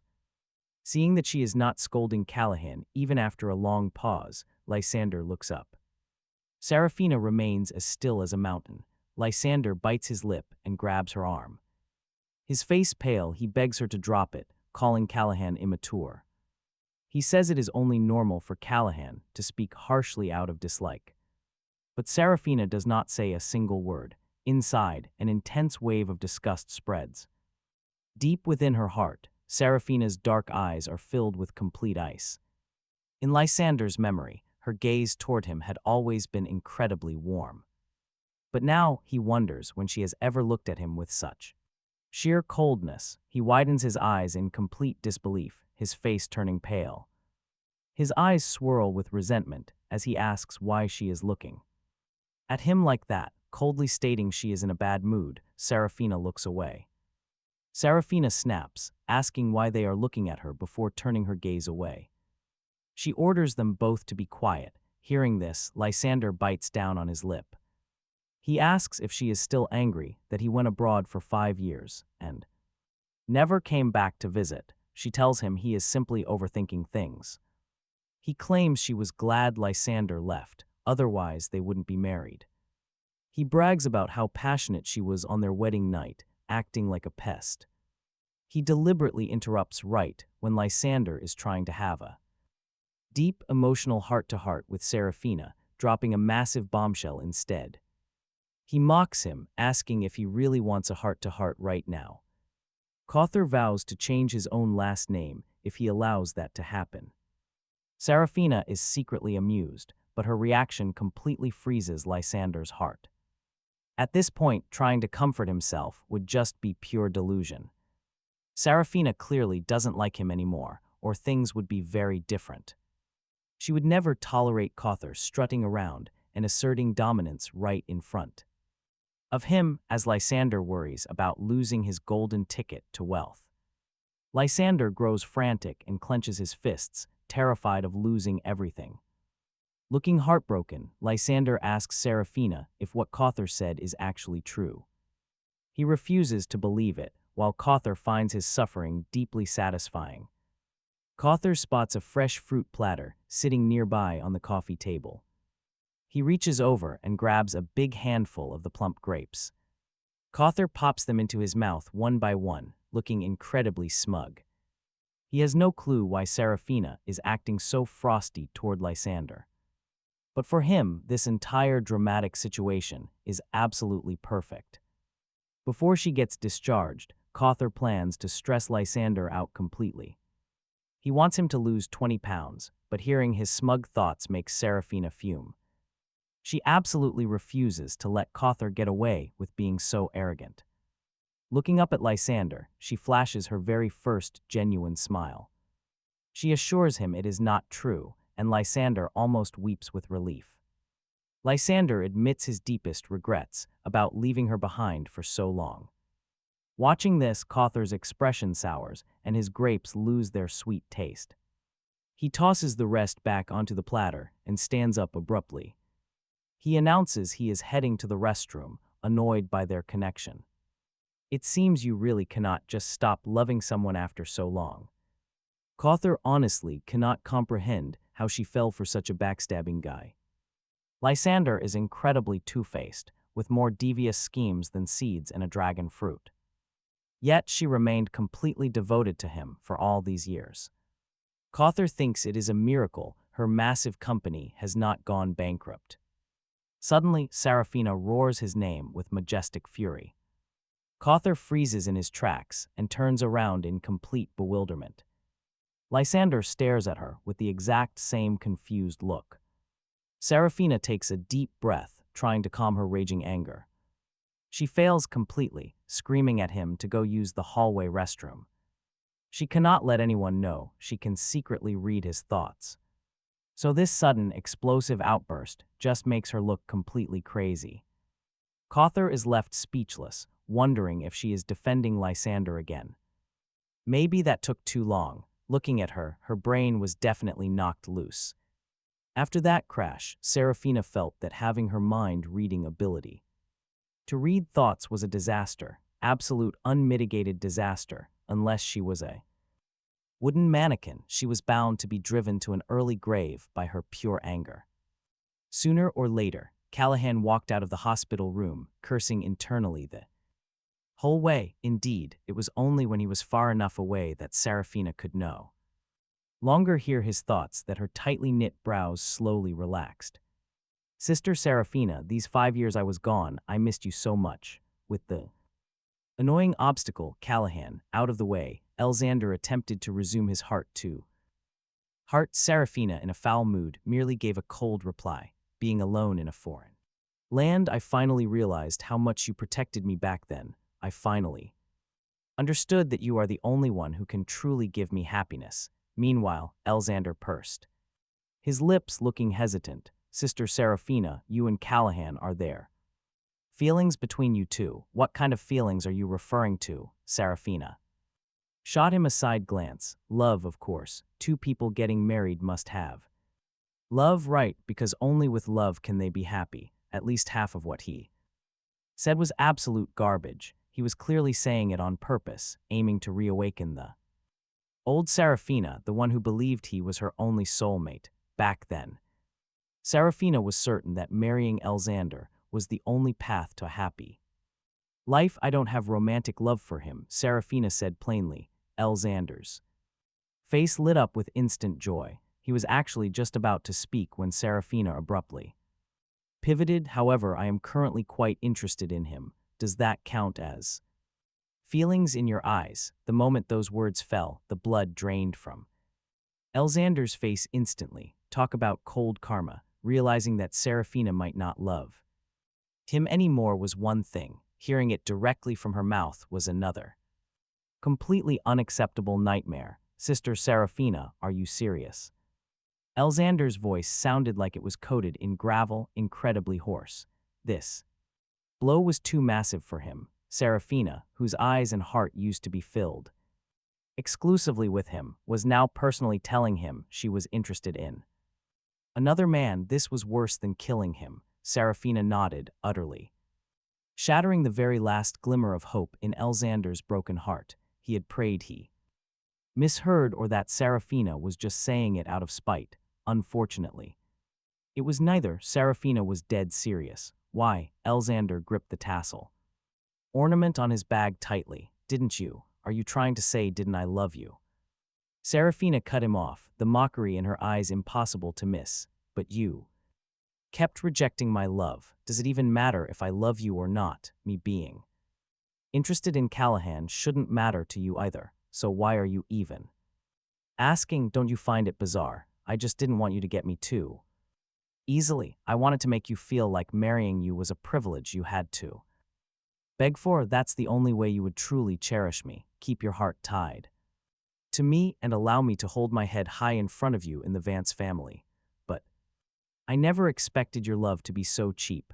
I went abroad and I gilded myself with a fancy degree and finally returned, only for you to take an interest in another man. This is a total disaster. Lysander took a massive breath, pulling so hard on the bag's tassel that he ripped it right off, forcing himself to truly calm down. Can I regret my actions? Saraphina's eyes were dark and freezing.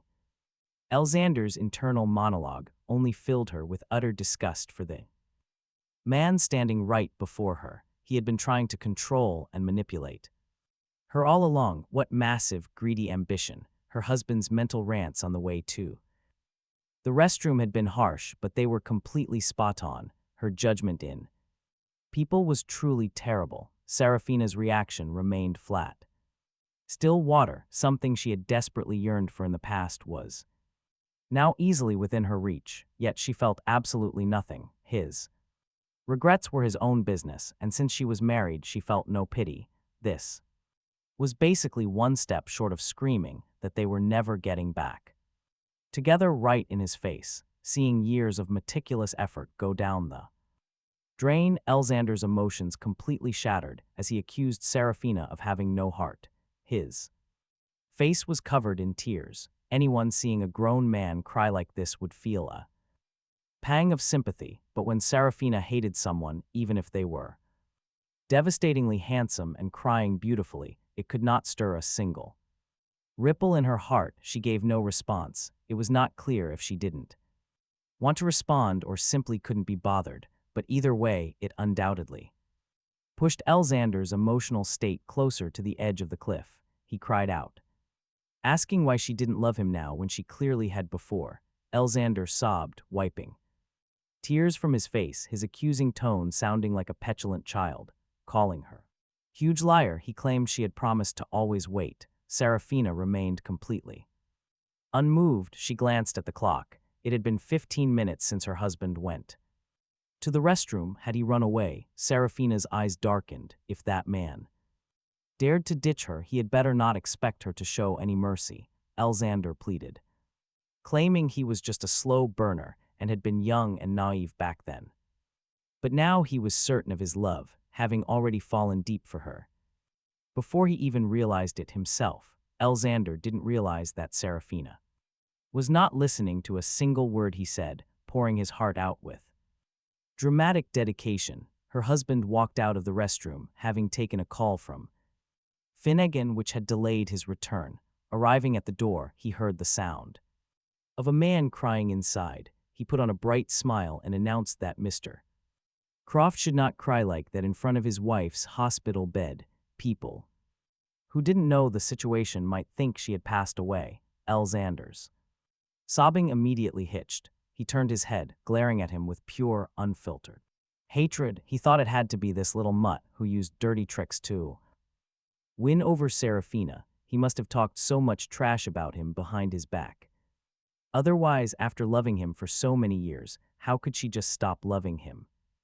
Out of nowhere, yes, she wouldn't just stop loving him. Saraphina definitely still had feelings for him deep down. He still had a chance. His years of hard work absolutely could not go to waste. Lysander's internal monologue made Saraphina feel both intensely annoyed and furious. Her love for Lysander was born out of his calculated manipulation, and for all these years, he had been playing her like a fiddle. For someone as arrogant and proud as her, this was a monumental humiliation. He teased her not to look at him like that. The husband had no idea what went down between Saraphina and Lysander during the 15 minutes he was gone, but judging by the current atmosphere, negotiations had completely broken down. If he did not stir the pot now, when would he ever get a better chance? Calling her darling and acting terrified, he rushed to squat beside the bed, resting his chin on the mattress while looking up at Saraphina with big, pitiful puppy eyes. Lysander was glaring at him like he wanted to eat him alive. He really did not think it was that serious. After all, he only stole the love she once had for Lysander. Oh, and her body too. Why was he so angry? It almost grossed him out. Saraphina gave him a quiet side eye, the corner of her mouth twitching imperceptibly. With a shameless personality like his, what did she even do to him in his past life? Right then, Saraphina still did not understand that falling in love with someone was equivalent to handing them your absolute weakness. If the day comes when that person decides to hurt you, you are the one who handed them the knife. Without true love, who would ever easily give someone the opportunity to hurt them? Lysander snapped at Callahan Thorne to stop. The flames of fury shot straight to Lysander's brain. Enraged beyond reason, he pointed right at Callahan's nose, snarling that he was trying to disgust him. Callahan just acted innocent. He told Lysander not to frame an innocent guy, claiming he was just stating facts. Lysander brought up his past with Sister Saraphina, but Callahan interrupted him, sticking his tongue out playfully. He pointed out he was only 20 years old this year. They were 26. Back when they were kissing, he had not even finished middle school. What could he possibly know about what happened between them, calling him brother? Lysander, he teased that he knew they liked each other, but since they were married now, things were different, though, if they wanted to be together. It was not impossible. Saraphina did not mind him giving her green hats.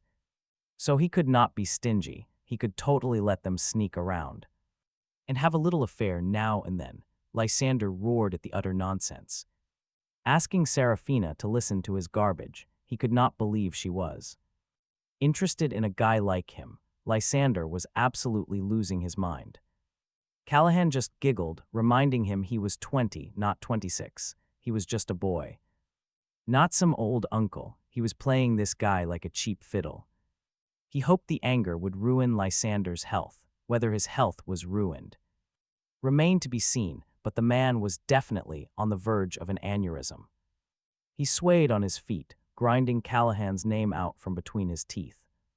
Callahan mocked him, asking why his dear older brother was shouting his name so passionately while blinking his big, innocent eyes. Compared to the explosive, aggressively posturing Lysander, Callahan's current act was definitely more visually appealing. Even Lysander realized this. He knew how ugly his contorted face must look. He took several deep breaths, forcing his expression back into a semblance of control before asking with a vicious glare if Callahan really enjoyed playing the male green tea.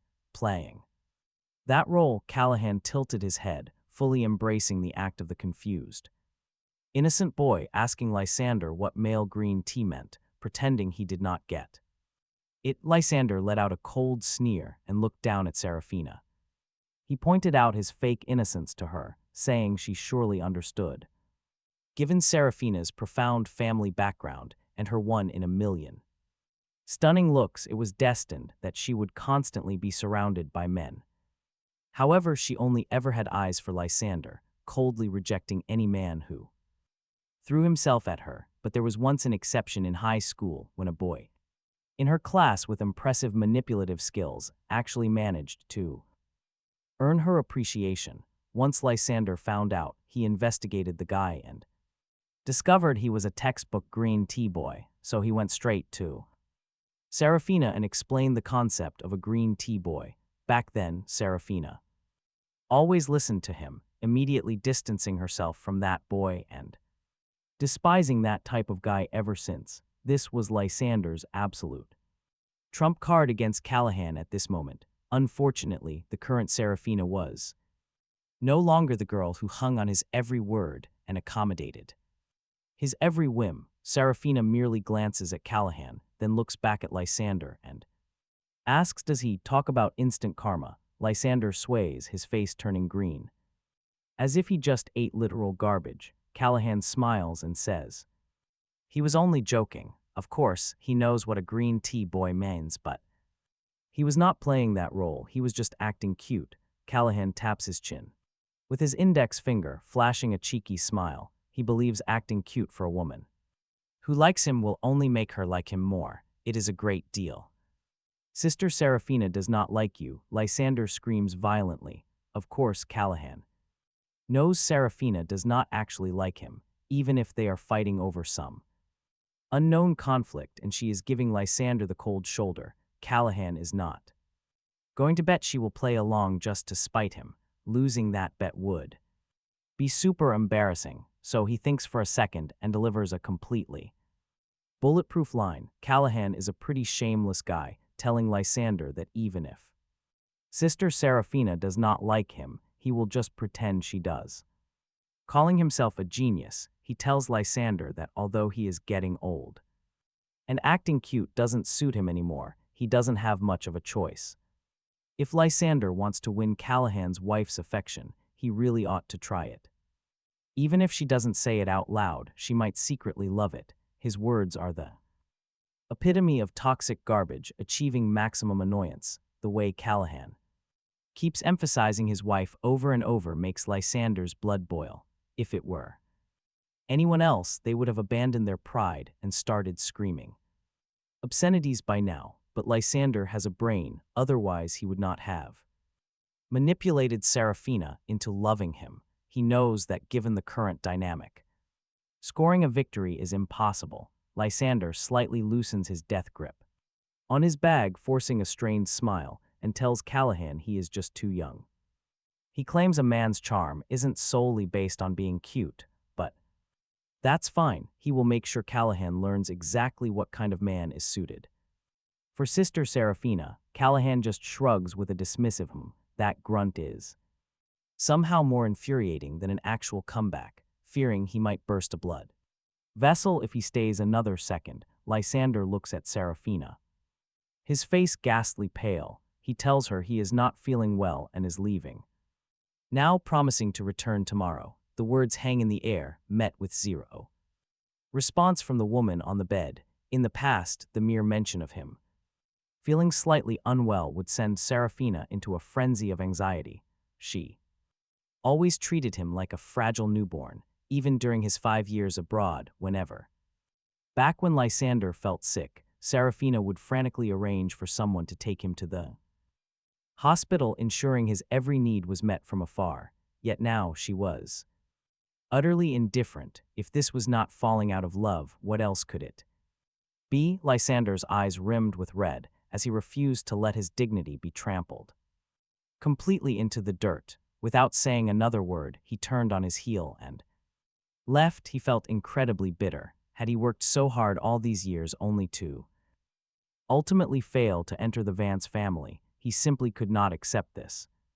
No, he could not give up. With his humble background, marrying into an elite aristocratic family was too difficult. Saraphina Vance was his single shred of hope. As long as there was even a tiny sliver of a chance, he had to grab onto it. Otherwise, he would remain stuck as a low-status nobody for the rest of his life. Saraphina lowered her eyes, quietly listening to Lysander's frantic thoughts. A sharp mock flashed across her eyes. Lysander's sole motive from the very beginning had been to elevate his status by marrying her. It was completely pathetic.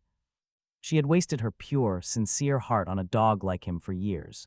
It was getting late. He mentioned he had to head back for tomorrow's classes. With Lysander gone, there was no need to keep up the cute act. The sharp, defined angles of his face immediately reverted back to an expression of cold indifference. She teased him about it. It was a tragedy he was not in theater with how fast he changed faces. The corners of Saraphina's mouth curled up noticeably, and she looked to be in an excellent mood. First, she had fallen for Lysander because he was manipulative. Second, he happened to perfectly match her preferred type. This boy, on the other hand, was the exact polar opposite of Lysander. Yet, for some inexplicable reason, the more she looked at him right now, the more pleasing to the eye he became. She even found his play of deliberately enraging Lysander earlier incredibly cute. Saraphina felt like she must be losing her mind. Was it because she heard his inner thoughts and learned how deeply he had loved her in the past? She did not know. All she knew was that, until she uncovered exactly what he had been through before this rebirth, there was zero chance she was letting him out of her sight. If you dare to listen, I dare to sing, he said with a deadpan look. 30 million per show, he added. Saraphina chuckled, asking if he really dared to ask. Since she dared to listen, why wouldn't he ask? He stood up, ready to bolt. He offered to let the caretaker handle her tonight, but Saraphina immediately disagreed. This was not from any lingering attachment to him, but out of pure terror that he might march down to the psychiatric ward and drag another random weirdo into her room. Thinking about that strange woman from this afternoon was still ruining her mood. He frowned, just about to unleash a snarky comeback, when Beatrix walked in from the hallway. He internally cursed his bad luck, having just chased away the fake boy. Now this wicked witch was here. He felt like a warrior under siege, but even warriors get tired of night shifts. Seeing him holding his backpack, Beatrix asked, With a hostile tone if he was leaving, he gave a cold nod, stating it was late. If he did not head back soon, his mother would worry. Beatrix scoffed at him. She sneered dismissively, mocking the idea of his stepmother actually caring. She was probably praying he would die so nobody could compete for the family inheritance. He coldly warned her to sew her mouth shut if she could not speak civilly. The Vance family is rich, surely they could afford a needle and thread. He was too exhausted to bicker with her, so he dropped the subject and walked right out. Having learned her lesson from last time, Beatrix didn't even try to stop him. Once he was out of the room, she quickly hurried over to the bedside. She placed her thermos on the nightstand, saying she brewed some chicken soup. The sudden car crash had really hurt her health, requiring proper, rich nourishment. She urged her to drink extra bowls, but Saraphina only gave a silent nod. Beatrix poured the soup into a bowl, covertly watching her daughter's quiet expression. Once finished, she casually mentioned that she had just run into Lysander downstairs. His eyes were completely red, making her wonder if they had a massive fight. But Saraphina cut her off instantly, knowing exactly what she was fishing for. Her gaze remained perfectly calm as she stated that no one dictates her marriage. When it came to her love life, absolutely nobody had any say at all. Her stare grew incredibly sharp, proving she was making her own independent decisions. Beatrix choked on her words, wanting to argue but not daring to speak. She could only sigh in defeat, serving her daughter 2 massive soup bowls. Afterward, she packed her things and left, passing Aura standing guard outside. She walked past her, then immediately backpedaled with a sharp, scrutinizing glare. She demanded to know if the assistant had been standing there the whole time.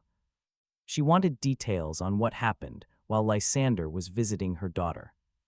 Beatrix leaned in closer to whisper, causing Aura's eyes to flicker slightly. But Aura shook her head, explaining Boss Vance ordered her to keep away. Knowing absolutely nothing about their conversation made Beatrix click her tongue in annoyance. However, since Aura was her daughter's trusted aide, she couldn't push too much. She stomped off in a huff, while her guy left the hospital behind. He headed straight to his family home, where Valoria sat on the sofa. She was watching television with a sheet mask on, turning as the door opened. Seeing her son arrive, she immediately peeled the freshly applied mask right off. She demanded to know why he was back, so he explained his situation. Staying at Clearwater Bay with only Aunt Chen on that massive floor felt lonely. Tossing his keys aside, he walked in and collapsed right next to her. He smiled, noting that nowhere was quite as comfortable as his real home. Valoria shot him a sharp side glance and snorted at his sudden return. Returning to his parents' place just 2 days after the wedding was wild. People would surely gossip behind his back, but he didn't care at all. He grabbed a grape from the fruit platter and popped it in, completely relaxed. Even if no other woman ever wanted to marry him, he was fine. Spending his life right there with his parents sounded like the perfect plan. Valoria glared at him, telling him to stop spouting such ridiculous nonsense. If he actually tried that, she threatened to kick him out to the streets. He smiled faintly, asking if she could actually bring herself to do that. Since he was not her biological son, she claimed it would be easy. Before his sudden rebirth, a harsh comment like that would have deeply devastated him. But now he simply laughed it off, stood up, and teased his mother. He knew she expected him back, pointing out the freshly washed grapes. Sitting on the coffee table, Callahan teases her for being relentlessly tsundere. She will suffer for it eventually, Valoria just laughs. Her biggest regret, not shipping him off sooner, calling him a waste of good. Food, Callahan laughs cheekily. He plans to keep wasting her food for years. Deal with it. With that, he happily trots upstairs, leaving his mother behind. Valoria yells after him, asking when he is moving his stuff back. Tomorrow, Callahan yells down, make sure to call a moving company for me. She yells back angrily, asking if she owes him from a past life. He heads upstairs with a grin, knowing she will sort it out. Returning to his long-lost bedroom, Callahan takes a deep breath of sweet lavender. The scent instantly relaxes his tightly wound nerves before his rebirth. He rarely came back after marrying Saraphina, yet his room was always spotless and smelling like lavender. Even when he stayed away, Valoria would regularly clean it. Looking back, his brain must have been eaten by zombies. He noticed the care, but never stopped to think about why. Callahan sighs softly, walks over to the closet, and finds fresh pajamas neatly folded. Inside, he smiles, grabs them, and heads straight into the bathroom. His nerves relax, and an uncontrollable wave of exhaustion hits. Afraid he might fall asleep and drown in the tub, he skips the bath and takes a quick hot shower instead. Crawling into bed, he lets out a satisfied sigh. It feels amazing being 20 years old, going to classes, hanging out with friends during his free time, living purely to make himself happy. Is this not 100 times better than orbiting around one woman and letting her dictate his mood 24/7? Those who have tasted true bitterness refuse to swallow another drop. Honestly, who can blame him? That is his exact state of mind. He rolls over, planning his day at university, and slowly drifts off to sleep. The next morning, he comes downstairs to find Valoria on the phone. He does not interrupt, choosing to eavesdrop for a moment instead. She is speaking with the moving company. He quietly pours a glass of water. The second she hangs up, he materializes by her side and hands it over. Valoria throws him a glare, but judging by her face, she is in a great mood. She takes the water without a word. His eyes dart around and he begins massaging her shoulders, asking for help finding a hospital. For his clinical practicum, he asks if she knows anyone in medicine. A doctor or a nurse, since connections make things much easier. Valoria half closes her eyes, enjoying the treatment. She says a few years ago she saw an incredibly skilled young doctor at Tangi Hospital for stomach issues. They got familiar after a few visits and added each other on social media. Keeping in touch on and off, she promises to ask her for him. Callahan praises her, calling her the absolute queen of networking. He has completely mastered the art of managing his mother. As long as he butters her up, literally everything becomes negotiable. No matter how tsundere she is, blatant flattery always softens her up. She simply glares at him once more and stays quiet. After breakfast, Callahan heads out to campus early. Upon arriving at the university, Callahan texted Finnegan, who replied that he had just woken up, so he headed straight to the classroom. When he walked in, he noticed the seats he and Finnegan usually took were occupied by a girl he had never seen in class before. Walking past her, he curiously glanced her way a couple of times. Suddenly, she looked up, and their eyes met. He awkwardly nodded, "Hello," but she remained completely stoic, did not utter a single word, and just lowered her head again. Well, now it was not just awkward, he felt like an absolute clown and furrowed his brow. Although he was a bit annoyed, it was not worth fighting over bad manners, so he did not say anything and found a seat further away from her. After putting his bag down, he opened his anatomy textbook to review the last lesson. He was the type who got highly focused while reading and rarely felt disturbed by the outside world. So, when the room started getting noisy and when he finally looked up, well, the classroom was packed. He was completely dumbfounded because there was not a single person he recognized. His reaction time was fast, real fast. Within 2 seconds, he realized he had walked into the wrong classroom and immediately grabbed his book and bag to speedwalk toward the door. Is that not Callahan Thorne from the medical department? What is he doing here? Looks like he walked into the wrong room. His mouth twitched as he sped up his pace to a near jog.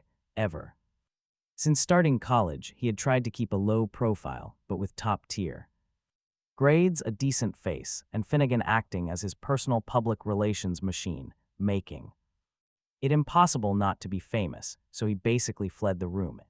Embarrassment, glancing back at the room number, he cursed himself out internally.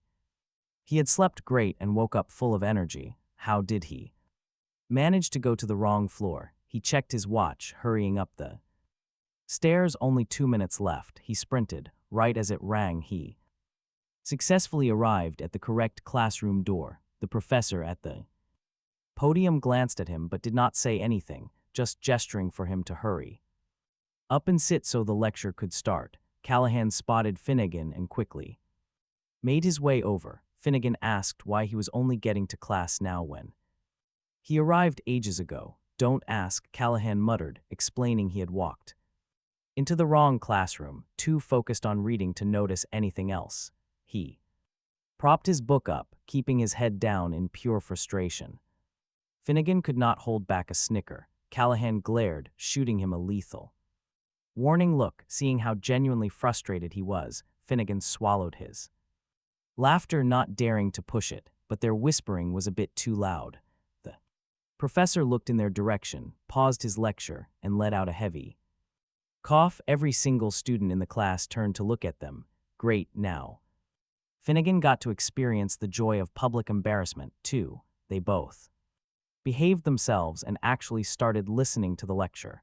Near the end of class, Callahan caught someone walking past the window out of the corner of his eye. Even though it was just a fleeting glance, he would recognize this guy even if he was burned to ashes. It was his arch nemesis, Lysander Croft. What the hell was he doing at Valmont University? He frowned, staring out into the hallway for a while until the dismissal bell rang. He packed his bag.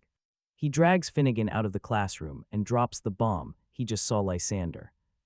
Finnegan freezes, total shock. The guy is actually back from abroad. He kept this a secret yesterday for a couple of very good reasons. First, he did not want his friend's overactive brain spinning wild conspiracy theories. And second, he knew Finnegan would immediately hunt Lysander down for a fight. Ever since Finnegan learned his buddy liked Saraphina, while she only loved Lysander, he absolutely despised Lysander's guts. Every single encounter was pure tension. He would throw snarky insults, but Saraphina was always there to shield him. Because she fiercely protected Lysander, Finnegan never won and just swallowed his bitter rage. If he confirms the rumor right now, Finnegan will absolutely lose his mind. He would literally tear the campus apart, so he tells him to calm down. He grabs Finnegan's arm, patting his chest to soothe him, and drops a massive update. She and Lysander had a huge falling out. In fact, he cussed him out. Saraphina did not even defend him, so there is no need to rush off. No way, Finnegan wants payback. If his buddy got revenge, he needs his too. He remembers how vile the guy's insults were, and those terrible rumors spreading. Lysander started those rumors out of pure jealousy over Finnegan's wealthy family background. He hated that a rich kid like Finnegan got respect just for being born wealthy. Believe it or not, Finnegan actually has incredibly sharp instincts when reading people. His psychological breakdown of Lysander's character is absolutely spot on. Eyeing him with newfound respect, he admits Finnegan is actually quite impressive. It is like seeing his best friend in a whole new light for the first time. He confesses he totally underestimated him, thinking he was just a brainless heir waiting. Finnegan gasps playfully, slapping his shoulder and telling him to shut it. He complains that his friend is being just as annoying as Lysander now. Laughing, he grabs Finnegan's hand and reassures him that he was only joking. After all, a brainless kid could never get accepted into Valmont. Finnegan simply chooses not to overcomplicate things, keeping his mind free of schemes. Finnegan absolutely loves hearing this. He pouts playfully, then smiles widely. He says he reluctantly forgives the disrespect, putting on a goofy face. Amused by the goofy expression, he pinches his friend's cheek and asks a favor. He wants to know what Lysander is doing at Valmont and asks him to investigate. Ask around, no way. Finnegan wants to find out directly. He scans the courtyard, realizing Lysander just walked by, and calls over a classmate. A tired-looking girl leaning against the wall hears him and slowly walks over. Flora asks what is up, looking like she was just taking a quick nap. Finnegan teases her for sleeping all day, then asks if she saw a guy walk past. He wants to know if she noticed a guy in the hallway and where he went. Flora barely opens her eyes, pauses for a moment, and mutters her response. She mentions he had an onboarding form, likely making him a new teacher. He was definitely heading to the principal's office to join the Valmont staff. Finnegan's eyes widen in sheer disbelief that someone like him could be a teacher. He mocks Lysander's fake master's degree, bought from some sketchy diploma mill abroad. He mocks how the trash school just required throwing cash at them for entry. Heaven knows how much money his family paid to secure that useless degree. Saraphina burned to buy his acceptance. Now he's back, landing a teaching gig at Valmont. He probably thinks he's hot stuff right now, the more Finnegan talked. The angrier he got, immediately turning toward the stairs. He was clearly heading to the principal's office, but he quickly grabbed him, telling Finn not to rush, even if they don't look for him. He will absolutely come looking for them. Finnegan looked at him, completely confused. He had made him lose massive face in front of Saraphina yesterday. Now, as a teacher at Valmont, he is definitely going to try to regain the upper hand and teach him a harsh lesson. A sly, fox-like smile crept onto his lips. He knew exactly how that brain worked. Finnegan always trusted his judgment, and seeing his confidence, he pursed his lips in agreement. Fine, they would just wait for the guy to walk right to them. With the class bell about to ring, he smiled and thanked Flora for everything. Flora gave a lazy nod, reached out to ruffle Finnegan's messy hair, and then shuffled back to her spot against the wall to resume her nap. Finnegan watched her, muttering that she was just too weird. Always sleeping against walls, he could never tell if she was actually asleep. Her behavior was either a bizarre personal quirk or she had a hidden motive. He looked down at him with a highly suggestive expression, asking Finn if it was finally time to get a girlfriend. Flora was indeed eccentric. Always a school loner, initially he was baffled by her closeness with Finn. But later he found out that Flora had a massive secret. She was actually the illegitimate daughter of Mingfen, the chairman of the fan group. From G City, Mingfen was in a horrific car crash that killed his wife and legitimate daughter, leaving Flora as the sole survivor. When Mingfen woke up, he immediately summoned her to his bedside. The implications of that were obvious. It was right around that time that Flora started pursuing Finnegan, doing so with explosive, earth-shattering intensity. That was why he dropped such a cryptic hint, asking why he was making 0 sense right now. Finnegan looked like he was a patient. He reminded him that he refused to eat the bitter pill of love, choosing to live happily as a single man forever. But having someone to love you for a lifetime would definitely be much happier than being alone, he said with a teasing smile. Finn scoffed. He didn't believe any woman could love a man forever, even in those perfect fairy tales. The prince is basically the same copy-pasted guy. Really, he was genuinely surprised by that trivia. Finnegan rolled his eyes and told him to look it up himself. Fine, the encyclopedia of facts. He trusted him. The class bell rang, ending the topic as he dragged Finnegan back into the classroom. Halfway through the lecture, Finnegan leaned in and whispered, asking when Lysander would come looking for them. Probably have to wait until class was over, but when this class is over, it is lunch break. Finnegan noted, bracing himself against a teasing gaze. Lunch breaks are for eating, and he was hungry. Finn was a massive foodie, 3 solid meals, never missing one. Plus, his mouth was always chewing on something in between. Depriving him of food at meal times was basically a total war crime. He told Finnegan to go eat while he waited for Lysander, but his friend refused to leave. Leave him to face the enemy alone, Finnegan demanded, sounding righteously indignant. He acted as if his honor was insulted, though his friend knew exactly how he operated. With a laugh, he asked if Finnegan was seriously willing to skip lunch. The boy clearly had not thought it through, torn between food and loyalty. After agonizing for a full minute, Finnegan's face suddenly lit up with joy. He grabbed his friend's arm, pointing out that since Lysander was looking for him, he would just seek him out at the cafeteria instead. It actually made sense. They had been too rigid. He told his friend to pack his bag quickly. If they were late, Finnegan's favorite foods would be completely sold out. Finnegan aggressively packed up. His friend gave him a silent look of amusement. Going to the cafeteria was no guarantee that Lysander would actually follow them. A man so obsessed with status and trying to look elite would never willingly stoop to entering a loud, chaotic school cafeteria. But even if he did not show up today, there were plenty of ways to ruin his life. A delay of a day or two did not matter in the long run.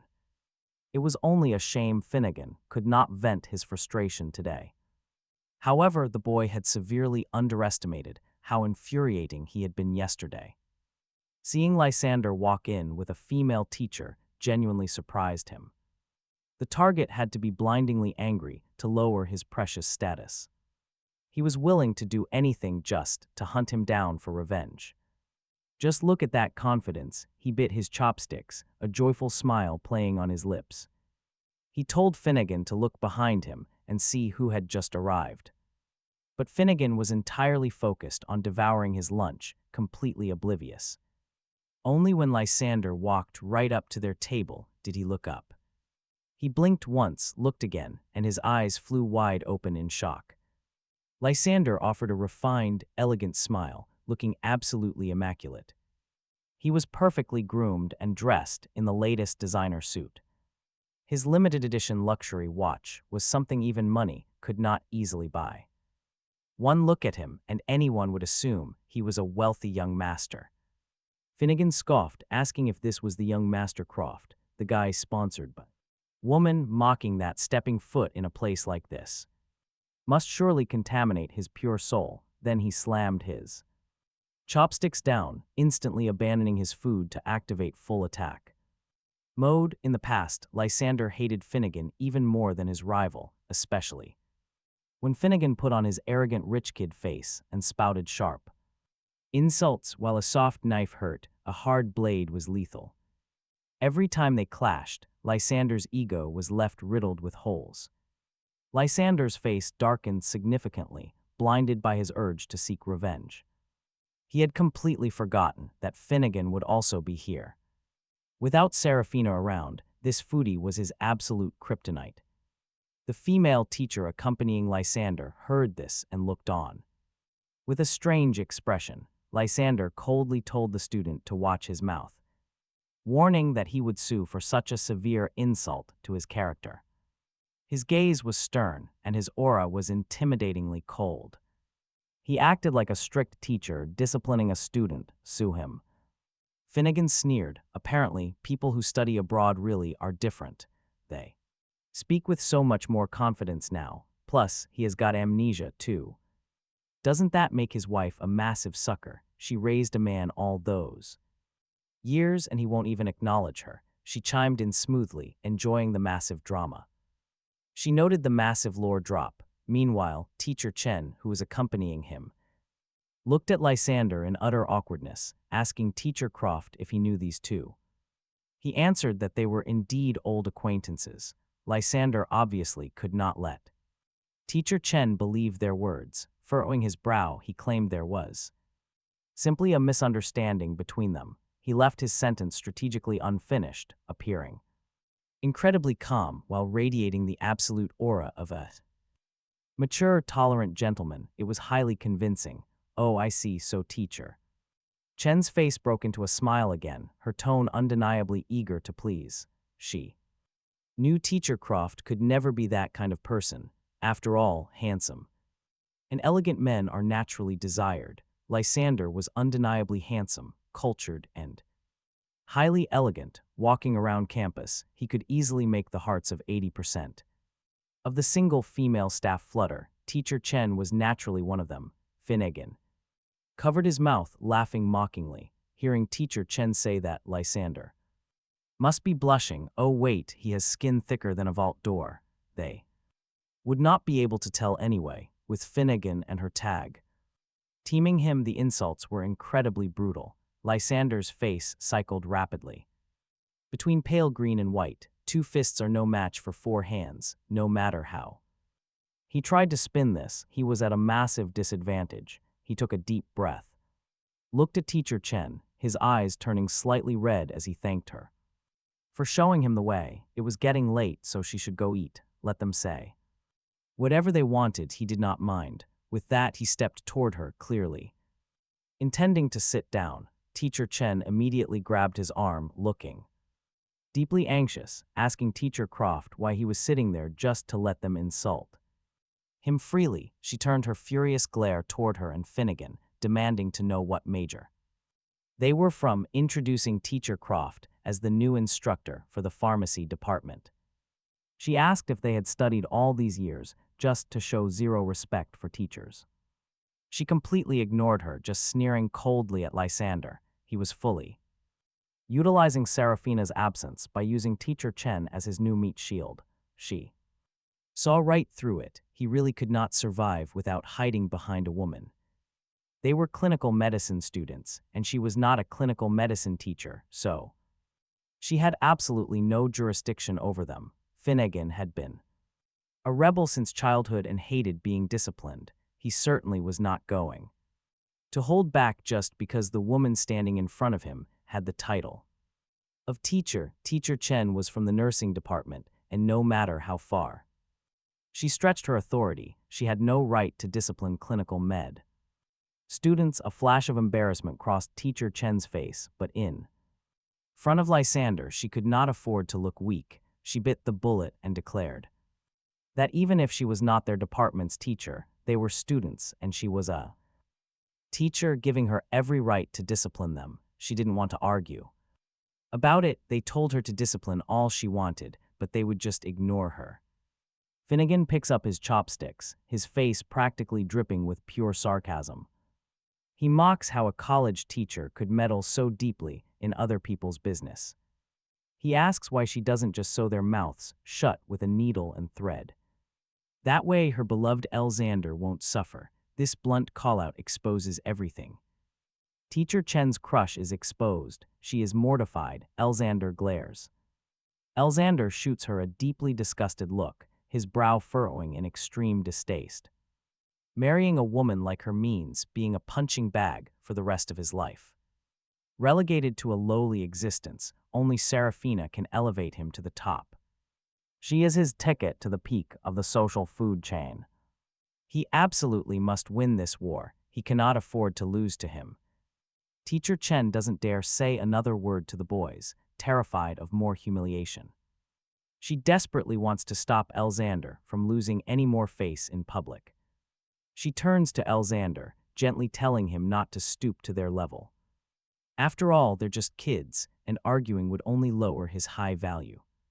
What status exactly? Our main character smiles, mockingly asking her. He wonders if Lysander is just a pretty boy with a sugar mommy. Watch your mouth, Lysander snaps back, his tone turning incredibly harsh and furious. He demands respect as a teacher, but our main character just shrugs. With an incredibly smug smile, he claims he was only asking a simple question. No need to get defensive, but how could Lysander not be? But of course Lysander acts defensive. Watch how easily he plays the victim here. He needs to make their accusations look false. Finnegan just rests his chin. He looks at Teacher Chen, mockingly asking if she agrees with them. She snaps that they are being completely unreasonable and out of line. She cannot comprehend how such garbage characters got into medical school. An embarrassment to the school, she snaps. Finnegan looks over.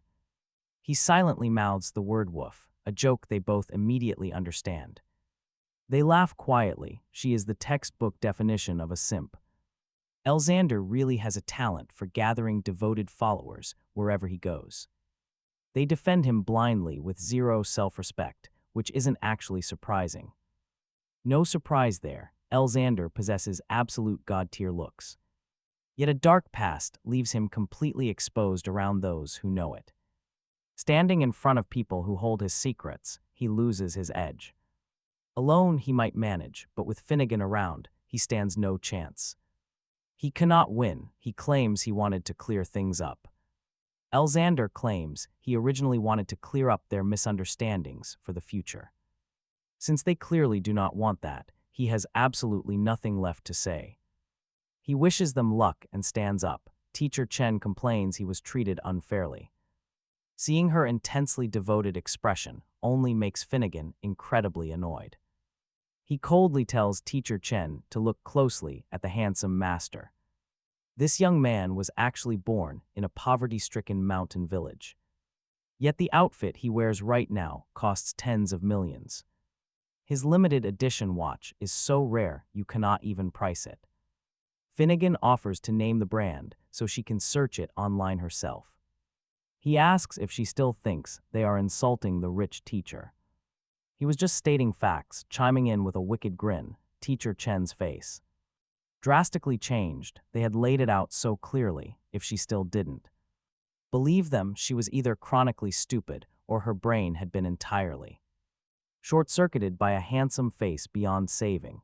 But Teacher Chen had only just met Lysander, only having a superficial crush on him, not any deep emotional attachment. She gave Lysander one long, deeply conflicted look, then turned and power walked away. Lysander's face was completely drained of color. He stood rooted to the spot, silent for a long time. The air mocked young Master Croft, knowing he was eager to settle yesterday's score and win back a point, but he really should have used his brain and checked if Finnegan Locke attended the same university before coming.